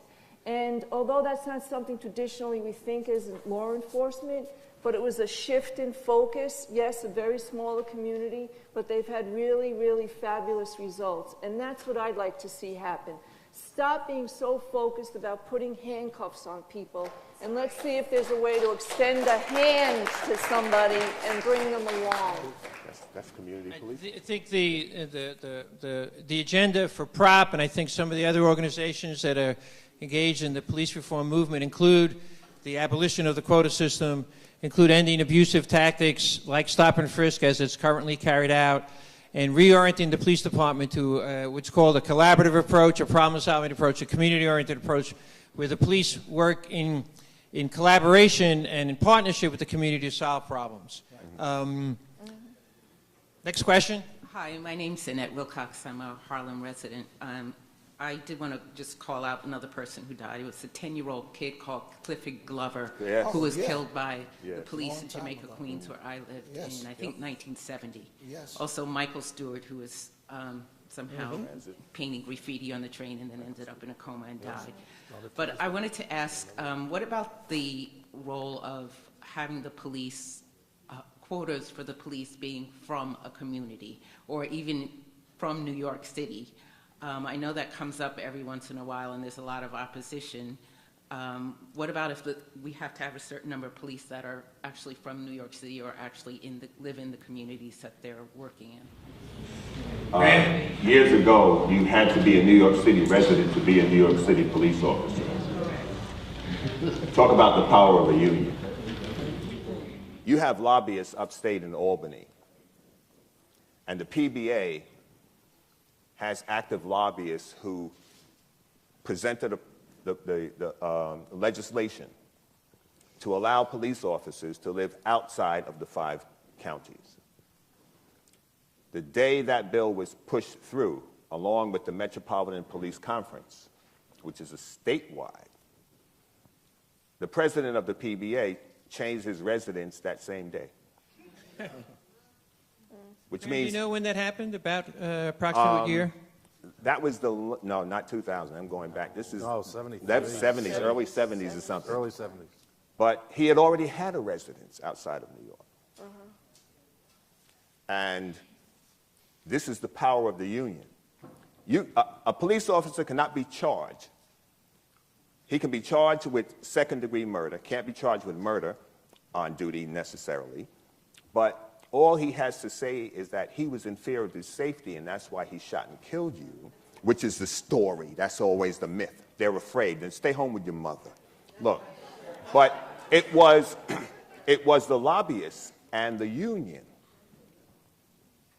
The lobbyists and the union, the lobbyists make big money to get the state legislature to change the law to provide an affirmative defense for the police officer. As errant as he may have been in unjustifiably killing you, they wrote in, if he was in fear of his life, it is an affirmative defense. Everything is politics. So the power of the union in conjunction with the lobbyists and the working in that network up in Albany got the law changed so that a cop is not going to get convicted of second-degree manslaughter if he can articulate that he was in fear of his life. Have a nice day. If I could just address the city issue just for a second, because what Khalil Muhammad was talking about, how insidious those boundaries are, really relate to how that was extended. Now, I have no doubt the PBA lobby is good. I don't think it's as good as you're making it out. One of the things that You they say do, good, you mean effective. Effective. What happens, what they did, and this shows you how perverted it is. They demonstrated at the time, according to them, that they were not getting qualified applicants from New York City. Code word. Code word. Okay? That's what the issue is. So we need to get these Long Island white boys, right? These guys from, I don't know how far up Dutchess County or whatever. County. As far as they go up north, we need them better products of their school system, can take the police exam a no lot stop better. and frisk up there. No stop and frisk. And no stop and frisk either as well. And that's where these boundaries have gone. No one is now even seriously entertaining taking that back. I want to throw out a question, and I realize I'm using the prerogative of being the moderator. The New York City Police Department, as far as I know, is the most diverse police department of any major city in the country in terms of more women on the force and more people of color on the force. Do you think that makes a difference? I want to know where they live. No. I want to know where they live. I want to hear from Chuck. No, I don't think it makes a big difference, for the simple fact that I don't care what color you are. When you come into that organization, if you're going to abide by the good old boy system, then you're just as bad as the rest. And where they come from, you mentioned where they come from. They come from East Cupcake, and they come here, right, for the job. Yeah, East Cupcake. That's where they come from. You know. But again, I'm going to go home and look at a map and see if I can find East Cupcake. That's what we always said, where they came from, where we didn't know, because they don't know about New York. Most of the cops that came from, we call East Cupcake or around, never ever came to the city. The only way they came to the city is when they got the job. And then they listen to their buddies, because after their 8 hours, they go right back up there with their buddies and discuss how many NIGGERS that they violated. I just hate saying the word. Yeah, sure. Because, again, I want to see if we can get to the questioners. The woman at the mic. My question is two-part. The first is, could you comment on the role of training and professional development and psychological screenings of officer in creating a culture of accountability in the NYPD? And the second part is, does the council have any kind of oversight authority now to look at what's going on in terms of training and professional development and screening and make some changes there? You saying the council, you mean the city council? Yes. Yeah. Tony? It's no more, I don't think it's any more a process of training. We've been trained, the rules exist. The process exists to do it correctly. The violation is that they're not held accountable. The city council has absolute authority of oversight, but they have never exercised their true authority. all right? And that's for fear of the unions and fear of the organizing that the police agency has been able to do to intimidate them. Plus, they all get a lot of donations from the unions, and they all count on those checks to support their campaigns. So you got to understand it, and then they have friends, and they get their friends to donate, so it doesn't have to be the PBA check, but it can be the 3 gun shops that the PBA is affiliated with that donates to Maximum also. So it's not about training anymore. Training is that code word that they use now to say, maybe we'll improve our training and we'll stop the police department from killing you. No, the rules exist. We have been trained. We have the best training in the world. You understand? Now the question is, how do we hold them accountable to following the training? Most of the training the police department does now, it's about limiting liability. They bring officers in on a weekly, if not monthly basis for training sessions. They have them sign a logbook. They read something off. Half of them are sleeping or doing crochet, whatever else they do. And it's just a matter of the city being able to say, no, I trained that officer. We have a logbook that says that officer was trained. He violated the rules. We don't have to indemnify him. We cut him loose. So training is not the answer. City council, absolutely. City council people that we elect can, if they choose to, hold the police department accountable. If they weren't so worried about their next elections, they would do that. And again, that's where it comes back to the power that we as a community have to hold them accountable. So don't ever let them tell you that we need some newfangled training coming in. We're considered the best trained agency in the world. And we have every rule by the law that we should be following that we don't, because there's no accountability. John, I see you. There's no oversight. See you come in here. Yeah, I just wanted to say a couple of things. First, you're right. The training, all of us up here, the training on NYPD is top-notch, and I've been around the country and around the world, and I can tell you that we've all been very, very well trained. But it's not the training. It's certainly not the training. At this point, it's the leadership, in my view. I think the leadership has failed NYPD. It's failed NYPD. It's to the point now where everything is dictated. It's a top-down management style. The lower ranks, and I will say this, most of the lower ranks I respect them very highly. Unfortunately, they've hit a culture that has transformed them. And I think most people that I've been with in the police academy initially had good hearts. They were really good, honest people that wanted to do a good job, and then they got screwed up. As things started going along, they hit this culture, and especially the message comes from the top, and when the top is telling you something, you're going to do it. And unfortunately, a lot of these people are caught up in that. But I did want to take one point where I may have a disagreement here, and that is the city council. I've worked closely with a lot of them, including, as I said before, Jumaane Williams. They're trying, but they feel as helpless as we do up here.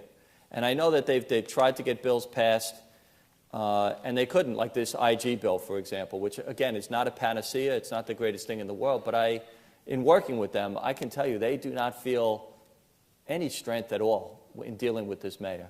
They feel very weak. Well, it's interesting because we at Prop have looked at the city charter, I'm embarrassed to say only just recently, and according to the wording of the provisions in the city charter, the city council has enormous power on paper to monitor and assess and hold hearings, and has subpoena power of every city agency, including the NYPD, and they don't exercise it. They don't exercise it, and I agree with John about people like Jumaane Williams and other city council people. They don't have the They're votes. good people. They're good progressive people, and Let me just finish. It comes down to a political question. I mean, almost all of the issues that we've raised come down to we need to be stronger politically, we need to organize, and we need to galvanize, and particularly in regard to next year's mayor elections and all the other elections for next year. Okay, can I just finish my Go ahead, John. thought? Yeah, I just wanted to finish on one thought. Right now, the head of the city council in terms of safety is this guy, Peter Vallone Jr. I got to tell you, this guy is the biggest wimp I have ever seen in my entire life. Now, believe me, his father was a maverick. Right. I mean, right? Yeah, he was a maverick. Yeah. This guy is a wimp. He's the leader. He's the one that brings things before he decides what things are going to kind of go through. They haven't got the votes. Now, with this IG's bill, I'm hopeful that they may get it through, but it's still not a great thing because it's still under the mayor. But I have to say at least some of the council members have tried. And Some I of don't the think they have the council votes. members, there is a shifting political climate in the city. These issues, a year and a half ago, 2 years ago, these issues would not be front and center in the political debate. And stop and frisk and these issues now are getting a lot more attention in the mainstream press and in the mainstream political debate than they've had. Certainly, I've lived in New York City all my life, and I'm 42 years old. For many decades, and I'm hopeful politically, but we have to organize and galvanize. We at PROP, and I think a number of the organizations, including the Stop and Frisk people who are here, another organization called Communities United for Police Reform, the NYCLU, Center for Constitutional Rights, Make the Road, are addressing a broad spectrum of abusive police conduct. It includes stop and frisk. It includes the harassment of vulnerable groups like Colleen spoke about the harassment of LGBT people. There's the abusive treatment of mentally ill people, homeless people, street vendors, sex workers, and there's the unwarranted surveillance of the Muslim community. We see it all as of a piece, because each one of those abusive practices represents the conduct of a law enforcement agency, the NYPD, that is not held sufficiently accountable for its actions and the consequences of its actions in New York City. So we think it's the basis of concern for all those abuses should be the foundation of a coalition of organizations that come together around all those different issues. And to the extent that all those organizations or groups or concerned people can come together, the movement for change in the city will be truly citywide, will truly be broad-based, and is more likely to be effective. And some of those conversations, I know at PROP, and I assume at some of these other organizations are taking place, there's more and more connection being made among those different groups, including representatives of the Muslim community and the people at PROP. For example, the clergy forum that I mentioned at the very beginning of the evening that we're organizing for January 23rd will definitely include spokespeople from the Muslim faith to represent their concerns about abusive police practices.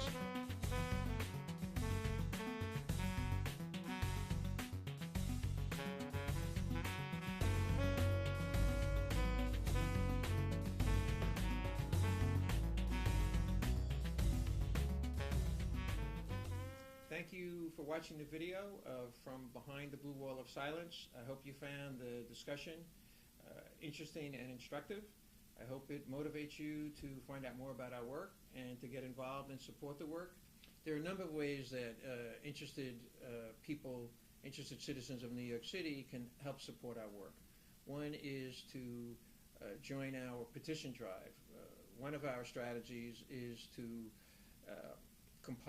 collect at least 25,000 signatures on a petition that calls for sweeping changes in the NYPD. The petition calls for the end of stop and frisk and other abusive tactics. It calls for the abolishment of the quota system, and it calls for the police department to reorient its basic law enforcement approach away from a harsh, punitive approach and more toward what we consider to be a community policing approach or a problem-solving approach, where the police engage cooperatively and collegially with members of the community to solve problems that plague those communities. The Police Reform Organizing Project engages in highly controversial activities, and we focus on the kind of reforms that will make us certainly politically controversial. It is not possible for us to get government funding for our work.